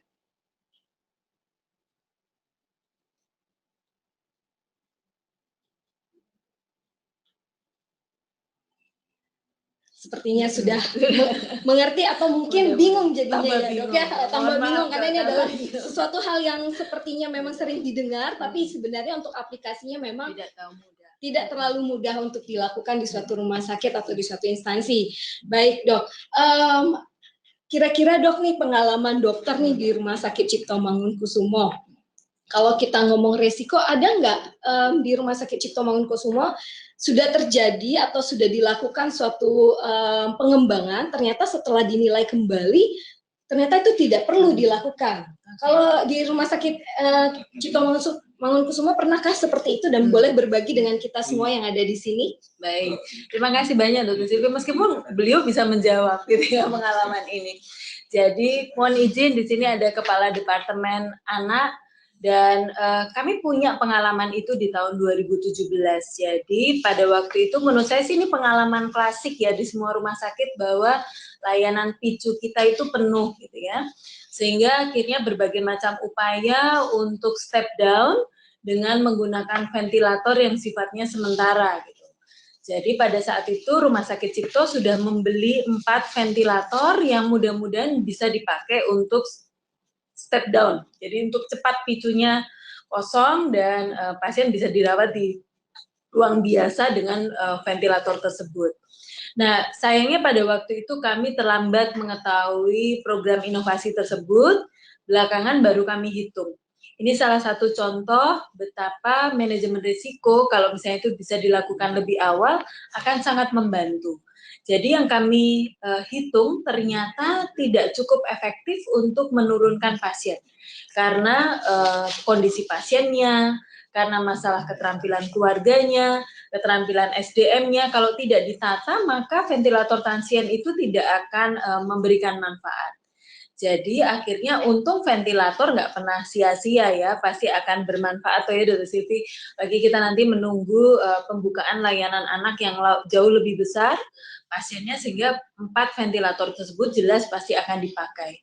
Namun kan coba kalau ini terjadi pada hal yang lain gitu, kita sudah terlanjur beli, ternyata secara perhitungan oleh tim tidak membawakan manfaat banyak. Dan andai kata pun sudah terjadi, proses manajemen risiko akan mengajari kita bahwa kalau kita tetap mau menjalankan apa yang kita anggap baik itu, setidaknya kita jadi tahu step-step apa yang harus kita lakukan supaya risiko itu tidak jadi tambah besar. Gitu. Jadi tetap nggak ada yang namanya mubazir lah ya, kalau orang Indonesia tetap apapun tuh tidak ada yang sia-sia. Adalah pembelajaran untuk kita. Jadi mungkin itu bisa dipakai sebagai contoh pengalaman. Saya ingat Dr. Silvi, repotnya itu kan para direktur karena tuntutan terus kemudian berusaha untuk terus berinovasi ya. Sampai akhirnya Dr. Silvi dan saya kemudian mencoba menyusun 4 pertanyaan ya. Kita waktu itu menyusun 4 pertanyaan yang harus dilewati oleh para pengambil kebijakan sebelum menjalankan kebijakan tersebut. Yang pertama pertanyaannya adalah kita menilai apakah sudah tahu akar masalah dari kejadian itu apa gitu. Jadi supaya agak ngerem, nanti mau dijalankan sih monggo, tapi setidaknya ada pertanyaan basic dulu yang beliau-beliau harus jawab. Jadi sekali lagi akar masalahnya apa. Lalu kemudian apakah akar masalah itu harus kemudian ditindaklanjuti dengan redesign sistem ataukah sebenarnya sesuatu yang sebenarnya ya udah pokoknya diadain aja itu selesai gitu. Tapi kalau misalnya memang juga harus redesign sistem, saya kemudian mengajukan pertanyaan berikutnya, apakah memang sudah dihitung berapa banyak penurunan risiko bila kita menjalankan cara ini gitu. Dengan hitungan yang sederhana seperti yang tadi saya tunjukkan pada Bapak Ibu teman-teman sekalian. Nah, terus yang keempat adalah kita meminta untuk mereka menyampaikan kepada kami atau setidaknya merefleksikan kira-kira ada risiko apa lagi yang harus dihadapi. Jadi kalau beliau-beliau merasa tidak bisa menjawab 4 pertanyaan tersebut, kami tentu dengan senang hati dikontak gitu supaya kami bantu beliau menjawab itu. Tapi jadinya bagusnya adalah yang kami harapkan dengan 4 pertanyaan ajaib itu atau pamungkas itu, beliau-beliau itu tidak mengambil keputusan secara sembrono gitu, tapi dengan perhitungan. Baik, sangat-sangat bagus sekali pengalamannya. Ya, ada pertanyaan? Dari Abdul Wahab RSUD Abdul Wahab ya, kami persilahkan. Abdul Wahab Sahrani Samarinda. Ya, terima kasih atas kesempatan dan kami juga menyampaikan terima kasih atas pembelajaran dan pengalaman yang telah di-share untuk kita. itu sangat bermanfaat. Kami di sini menyampaikan sedikit pengalaman kami mengenai bagaimana kami belajar mengenai manajemen risiko. Memang terus terang manajemen risiko terkait dengan salah satu yang diminta daftar manajemen risiko dari unit memang sampai saat ini merupakan suatu kebutuhan dari Komite PMKP. Jadi untuk pemahaman sendiri ke unit bahwa manajemen risiko bagi unit itu sendiri memang kita masih perlu proses untuk itu. Saya berkenaan dengan perkembangan untuk menentukan daftar manajemen risiko, tadi telah disampaikan beberapa contoh mengenai kategori risiko yang berdampak. Nah, kami untuk membuat daftar untuk membedakan dari enam kategori itu yang memang masih sangat kesulitan. Jadi memerlukan pemahaman dari unit ini masuk mana itu sangat sulit sampai sekarang. Terus terang untuk manajemen risiko kami hanya pernah 1 kali pelatihan dan itu pun langsung untuk belajar memilah. Kalau dulu dari tahun 2016 kita membuat daftar manajemen risiko belum dikategori. Saya juga ingin bertanya untuk membuat daftar manajemen risiko ada juga beberapa rumah sakit menyarankan untuk lebih mudah menentukan risiko. Ini lepas dari pengalaman tadi sangat berharga akan kami terapkan yang Ibu sampaikan, tetapi ada juga yang menyampaikan dalam pembelajaran kalau bisa untuk buat daftar hanya perkalian dampak dan risiko. Dampak dan frekuensi. Nah, nanti untuk yang untuk deteksi, kontrol segala apa itu baru nanti kalau kita membuat FMIA, ya itu. Itu saja yang bisa sampaikan. Terima kasih. Ya, terima kasih Ibu dari RSUD Abdul Wahab Syarani Samarinda. Ya, kami persilakan Dr. Hervita. Terima kasih banyak untuk berbagi pengetahuan, pengalaman kepada kami sehingga kami juga bisa memahami apa yang terjadi termasuk juga dari pengalaman kami. Jadi mudah-mudahan setelah ini kita bisa terus menyampaikan kepada teman-teman bahwa manajemen risiko bukan semata-mata kebutuhan tim PMKP. Bahwa tim PMKP yang akan bergerak banyak untuk membantu unit mengenali, saya sangat setuju. Tetapi bahwa kita itu menjadi tanggung jawab kita satu-satunya, mudah-mudahan kita semakin bisa untuk mengadvokasi bahwa pendapat itu tidak benar. Gitu. Mungkin dari standar-standar akreditasi tadi yang saya sudah tampilkan, mudah-mudahan bisa jadi pintu masuk. Nah, iya betul Bu, betul sekali Dok, bahwa memang penetapan kategori itu sulit. Saya pun sering melihat bahwa ketika membuatkan contoh tadi pun suka banyak yang overlapping. Jadi buat saya sih tergantung kita. Pertama, kalau saya kepada teman-teman di unit, pokoknya teman-teman unit mengumpulkan sebanyak-banyaknya kira-kira risiko untuk mereka apa saja itu udah luar biasa buat saya. Masalah saya berbagi tentang kategori-kategori itu lebih pada inspirasi. Mengapa saya pernah mengalami teman-teman itu sangat terinspirasi kalau finansial. Jadi akhirnya risikonya kekurangan SDM, kekurangan uang, kekurangan alat gitu. Mentok di situ terus gitu. Dengan adanya kategori ini membantu saya untuk memberikan inspirasi kepada teman-teman bahwa bisa jadi risiko itu adalah tidak tercapainya visinya unit. Kan masing-masing unit punya visi. Ada juga bahwa SPO-nya nggak punya atau apa dan seterusnya. Jadi kategori adalah pintu masuk kami untuk memberikan inspirasi. Syukur tentunya bila teman-teman sudah tajam, lebih bisa tajam untuk menentukan ini kategorinya apa. Saya mau memberikan analog betapa ini sulit gitu. Mungkin dokter juga merasakan, kalau dokter ingat teman-teman melaporkan insiden dengan benar ini KPC, ini KNC gitu aja masih suka salah kan ya gitu. Padahal yang rasanya jauh lebih mudah dibandingkan risiko. Nah ini jauh lebih sulit memang, saya sangat setuju. Jadi monggo dok, mau dipakai untuk inspirasi seperti kami, silahkan. Tapi kalau dokter mau mengelompokkan juga silahkan. Kami memaksa untuk membuat pengelompokan ini dok, karena memang sesuai dengan standar akreditasi yang kami ikuti dok. Kami harus punya ranking 1 untuk masing-masing kategori tersebut. Tapi itu contoh dok, karena dulu kami pernah dapat kritik dari surveyor kami. Ketika kami mengatakan bahwa risiko terbesar di tempat kami adalah uang. Lalu dia menanyakan, apalagi kekurangan SDM. Apalagi pokoknya semua yang tadi saya sebutkan itu yang serba kurang itu. Terus beliau nanya, kamu ini sebenarnya organisasi apa ya? Saya bilang ini organisasi rumah sakit. Lah kalau organisasi rumah sakit kok nggak punya risiko yang terkait pelayanan? Itu contohnya. Sehingga itu membantu saya untuk menyadari bahwa mengapa saya harus memotret semuanya. Dan cocok dengan literatur yang saya tampilkan sebelumnya dok. Waktu kita habis hanya untuk operasional. Tapi kita tidak siap untuk tuntutan hukum, kita tidak siap dengan penggunaan media sosial, kita tidak siap dengan sistem online yang dimintakan oleh Kementerian Kesehatan dan seterusnya. Jadi mudah-mudahan kategori itu dok tidak menyulitkan tetapi justru membuat kita semakin tahu apa yang harus kita lakukan. Terkait dengan perhitungan dok, betul. Jadi kalau tahap awal dok memang saya juga bilang sama teman-teman, andai kata betul banget nggak bisa bikin FMEA, at least paling sedikit punya daftar identifikasi risiko. Itu aja. Itu yang pasti ditanyain surveyor, bahwa itu nanti keluarnya jadi FMI apa enggak itu nomor 2.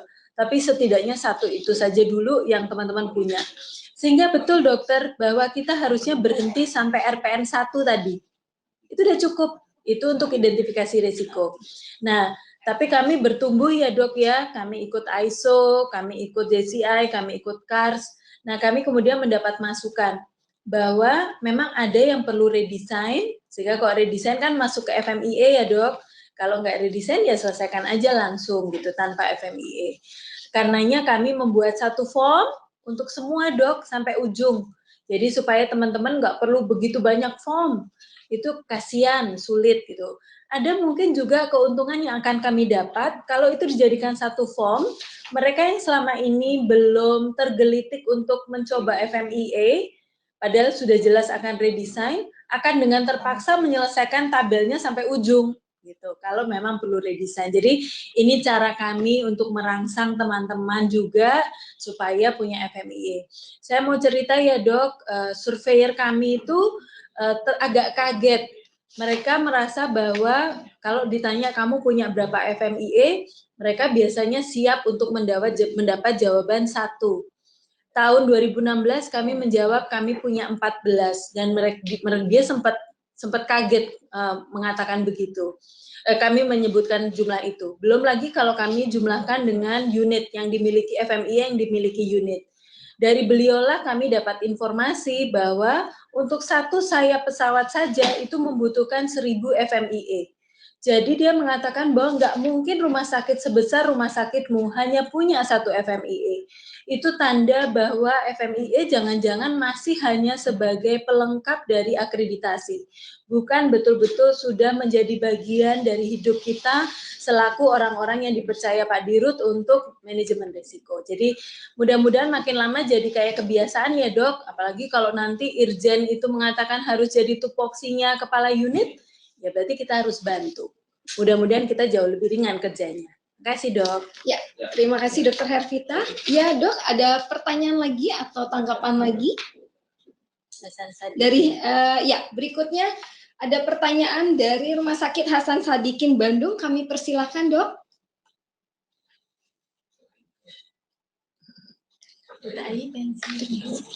Ya, maaf dok, suaranya belum terdengar di kami. Belum terdengar.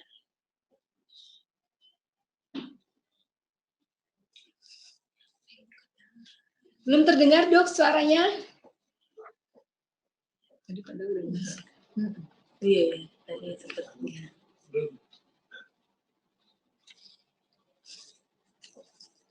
Belum terdengar dok. Kita pakai bahasa isyarat ya dok, jadi kalau begini. Atau mau ditulis saja dok, di chat saja pertanyaannya, nanti kami jawab di sini. Dengar. Dokter Iwan dengar kita. Dokter Iwan bisa dengar mendengar kami? Bisa. Tapi di sini kami nggak bisa mendengar suara Dokter Iwan. Ini nih, udah mulai kedengaran suaranya? Kurang besar dok, volumenya kurang besar. Jadi volume suara aku yang besar. Maaf dok, volumenya kurang besar di kami. Selamat siang, Dokter Vita, Dokter. Selamat siang, Selamat siang, Dokter Iwan. Akhirnya, alhamdulillah. Dokter Vita, yang saya ingin tanya, Dokter Vita pernah mengajarkan kami untuk penyusunan manajemen risiko, kan kita mulai dari risk register yang kita buat setiap tahun, gitu ya. Dan terus dari pengalaman kami akreditasi itu,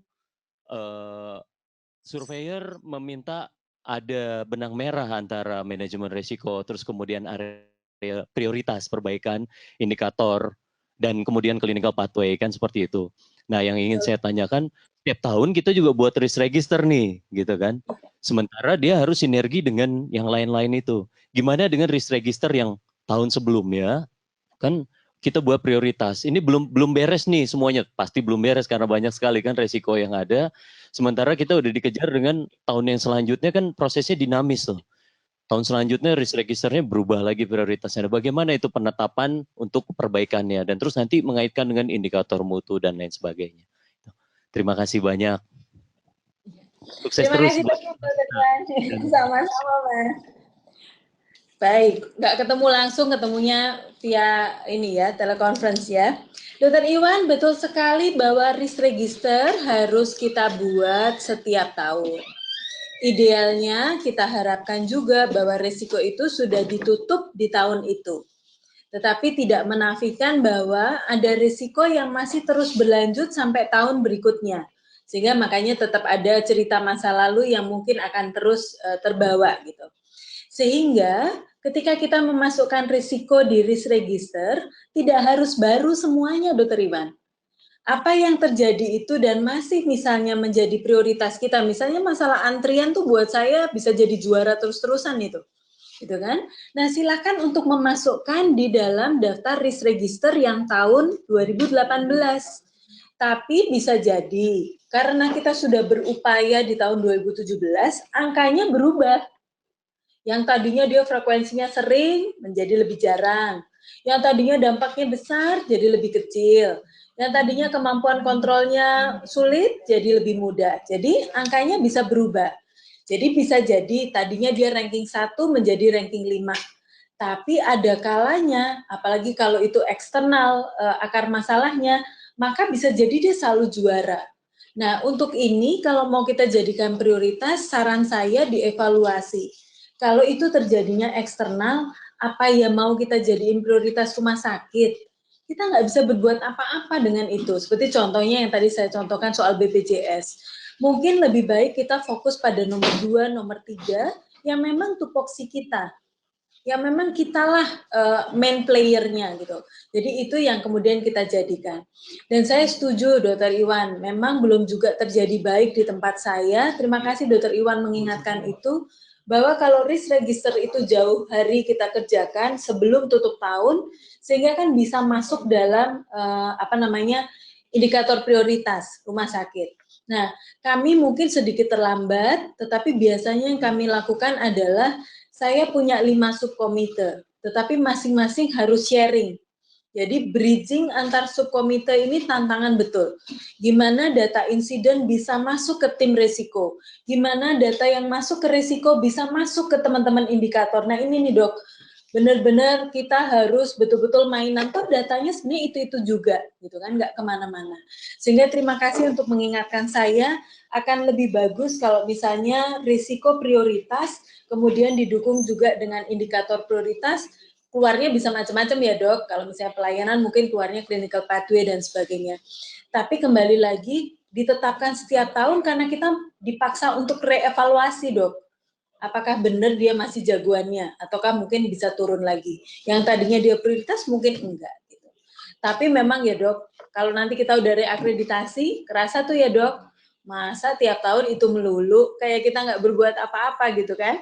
Makanya pinter banget memang badan akreditasi ya, menilai kita untuk 3 tahun berturut-turut atau setahun, karena kita ketahuan kalau kita nggak kerja apa-apa. Terima kasih Dokter Iwan untuk ngingetin itu. Ya, terima kasih sebelumnya Dokter Iwan dari Rumah Sakit Hasan Sadikin Bandung. Berikutnya ada pertanyaan dari Rumah Sakit Umum Pusat Wahidin Makassar. Kami persilakan teman-teman dari Rumah Sakit Umum Pusat Wahidin Makassar. Terima kasih. Bismillahirrahmanirrahim. Assalamualaikum warahmatullahi wabarakatuh.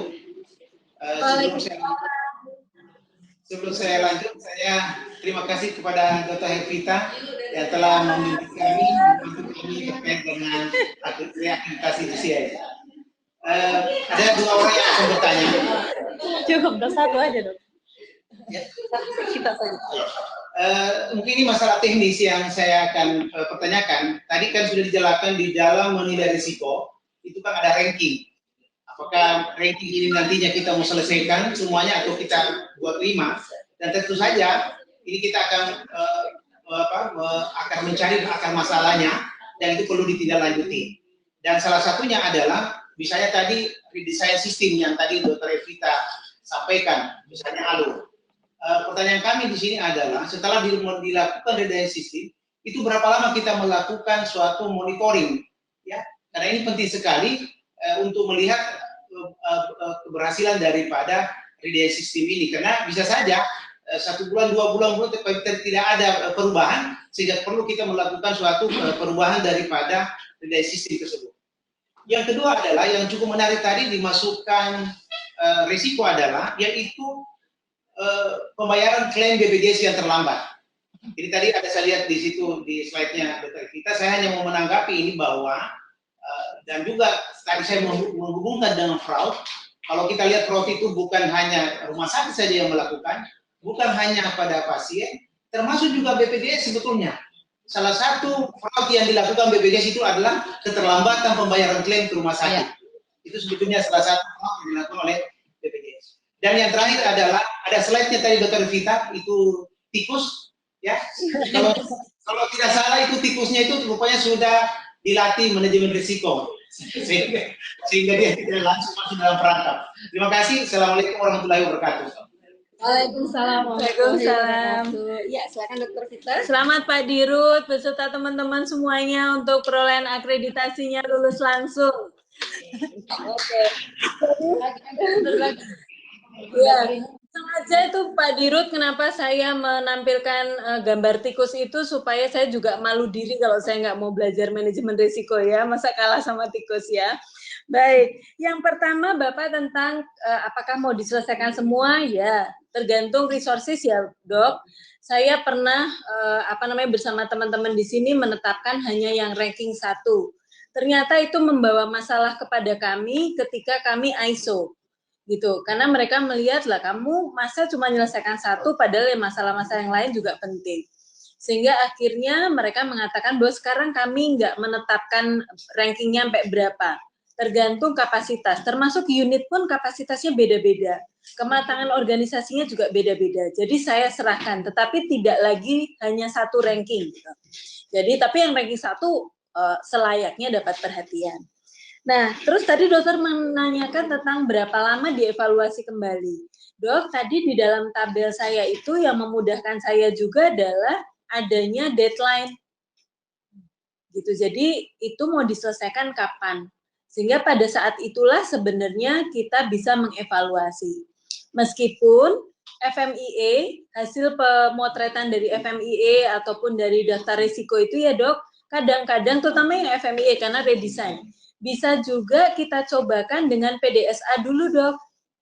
Sebelum kita keluar biaya besar-besaran untuk 1 rumah sakit, mendingan kita terapkan saja dulu 1 untuk 1 unit. Kalau berhasil baru kita copy gitu. Jadi kita kalau pakai PDSA selayaknya sih dari yang pernah saya baca, PDSA tidak boleh lebih dari 3 bulan.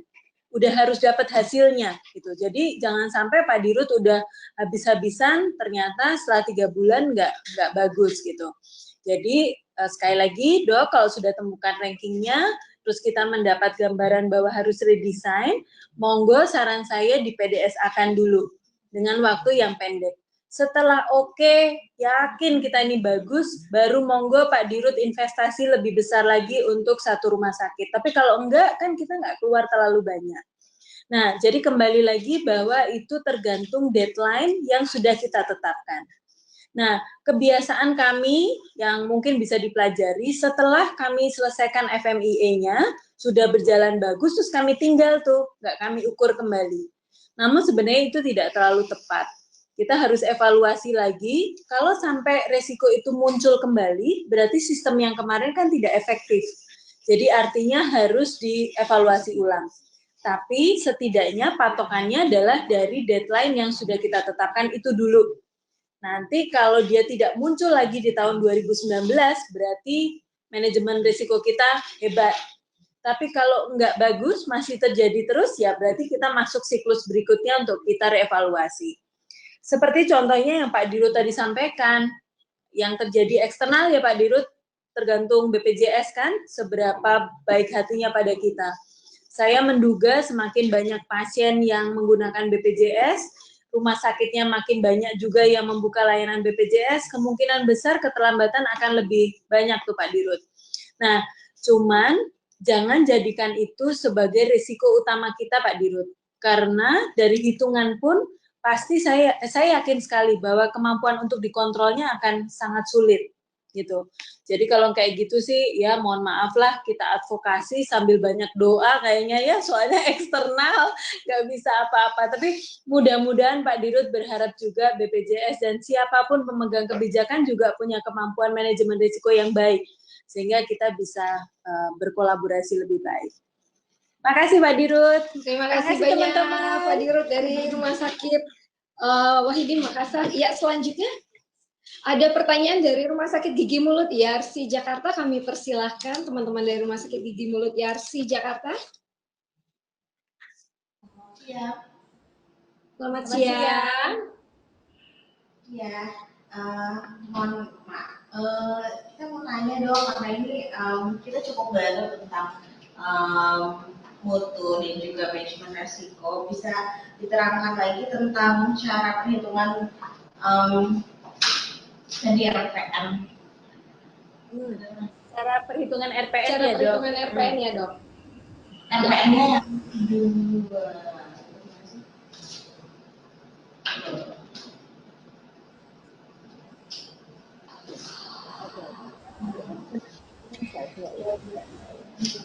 Yang persentase penurunan RPN, Dok.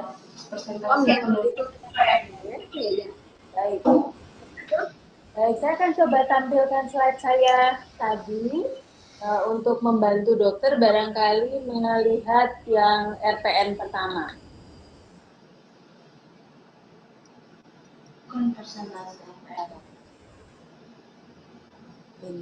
Oke, ini ya Dok. Baik, jadi setelah kita mengidentifikasi risiko, kita masuk ke dalam tabel yang tabel identifikasi risiko.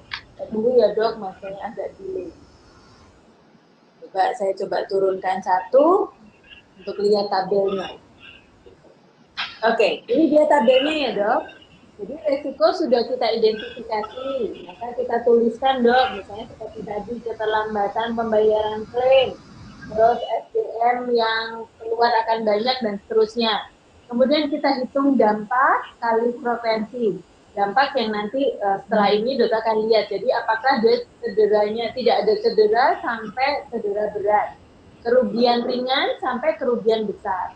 Kemudian dikalikan frekuensi, seberapa sering itu terjadi, apakah mingguan, bulanan, tahunan, dan seterusnya. Terus kemampuan kontrol, mudah atau tidak untuk dikontrol. Semakin mudah, maka angkanya semakin kecil. Semakin sulit, maka angkanya semakin besar. RPN atau Risk Priority Number itu kita dapatkan dari dampak dikali frekuensi dikali kemampuan kontrol. Sebagai contoh, saya memberikan contoh deh yang soal tadi keterlambatan klaim BPJS. Dampaknya lumayan besar sebenarnya menurut saya. Kerugian rumah sakit untuk bisa menjalankan operasionalnya mungkin besar. Andai kata saya memberikan nilai 4 ya Dok untuk dampak. Frekuensi seberapa sering ini terjadi? Wah, ya lumayan ya, hampir tiap tahun. Misalnya tiap tahun itu adalah di angka 3 atau di angka 4, monggo terserah. Sering berarti 4. Misalnya dampaknya 4, frekuensinya 4, apakah mudah dikontrol? Menurut saya sulit, karena itu eksternal. Kecuali lebih banyak karena kita, Dok. Misalnya verifikasinya nggak rampung-rampung, dokumennya nggak rapi. Nah, kalau kayak gitu kan kemampuan kontrolnya lebih mudah. Misalnya itu internal. Andai kata saya ambil contoh yang internal, sehingga apakah mudah? Sebenarnya mudah, tapi nggak mudah banget. Saya nilai 2. Maka RPN-nya adalah 4 dikali 4 dikali 2. Jadi 16 kali 2, 32. Jadi itulah cara saya menghitung RPN. Setelah itu saya masukkan resiko yang kedua, dihitung kembali seperti itu, dan kita akan bisa lihat angkanya berapa. Gitu. Tertinggi berarti angkanya kan 5 kali 5 kali 5 ya, Dok. Berarti 25 kali 5. 75 adalah RPN tertinggi yang kita bisa dapat kalau dari hitungan. Ada beberapa teman-teman yang menggunakan hitungan 1 sampai 10. Nggak apa-apa, apapun dokter. Yang penting kurang lebih cara perhitungannya sama. Ini untuk yang RPN 1. Apakah cukup demikian, Dok? Ya, sudah cukup. Terima kasih, Dok. Terima kasih, Dok. Terima kasih dari RSGM-nya. Berikutnya masih ada pertanyaan kah dari teman-teman kita? Sudah tidak ada lagi? Ya. Sudah? Ya, berhubung waktunya juga sudah menunjukkan pukul 3 sore dan kita memang tidak terasa ya, Dok, sesi kali ini webinar tentang tim manajemen risiko dan identifikasi risiko. Berarti ya kita bisa simpulkan bahwa laksana manajemen risiko ini adalah suatu hal yang mutlak harusnya dilakukan di rumah sakit, bukan hanya sebagai suatu pemenuhan untuk standar akreditasi, karena yang seperti kita pahami bahwa risiko itu selalu ada mengikuti kita dan tidak bisa terlepas dari segala proses pelayanan yang kita lakukan di rumah sakit. Ya, kami mengucapkan terima kasih sebesar-besarnya kepada Dr. Hervita Diatri SPKJ Konsulen atas pengalaman dan ilmunya yang diberikan kepada kita. Semoga bisa menjadi bermanfaat buat kita semua dalam melakukan manajemen risiko di rumah sakit. Kemudian kami juga mengucapkan terima kasih kepada seluruh teman-teman dari rumah sakit yang ikut webinar pada hari ini. Kembali lagi kami sampaikan untuk bulan Februari kita akan ada lagi webinar terkait dengan standar IPSG International Patient Safety Goal atau SKP mengenai pelaporan hasil kritis. Semoga teman-teman yang hari ini bisa bergabung dengan kami dapat bergabung lagi di bulan depan dan semakin banyak teman-teman dari rumah sakit lain yang bisa bergabung dengan kita. Akhir kata kami mengucapkan terima kasih, kami juga mohon maaf bila mana ada kata-kata yang salah. Dr. Hervita dan saya Dr. Silvi dari Rumah Sakit Umum Pusat Nasional Cipto Mangunkusumo mengucapkan selamat siang dan kami mohon undur diri. Assalamualaikum warahmatullahi wabarakatuh. Selamat siang, salam sejahtera.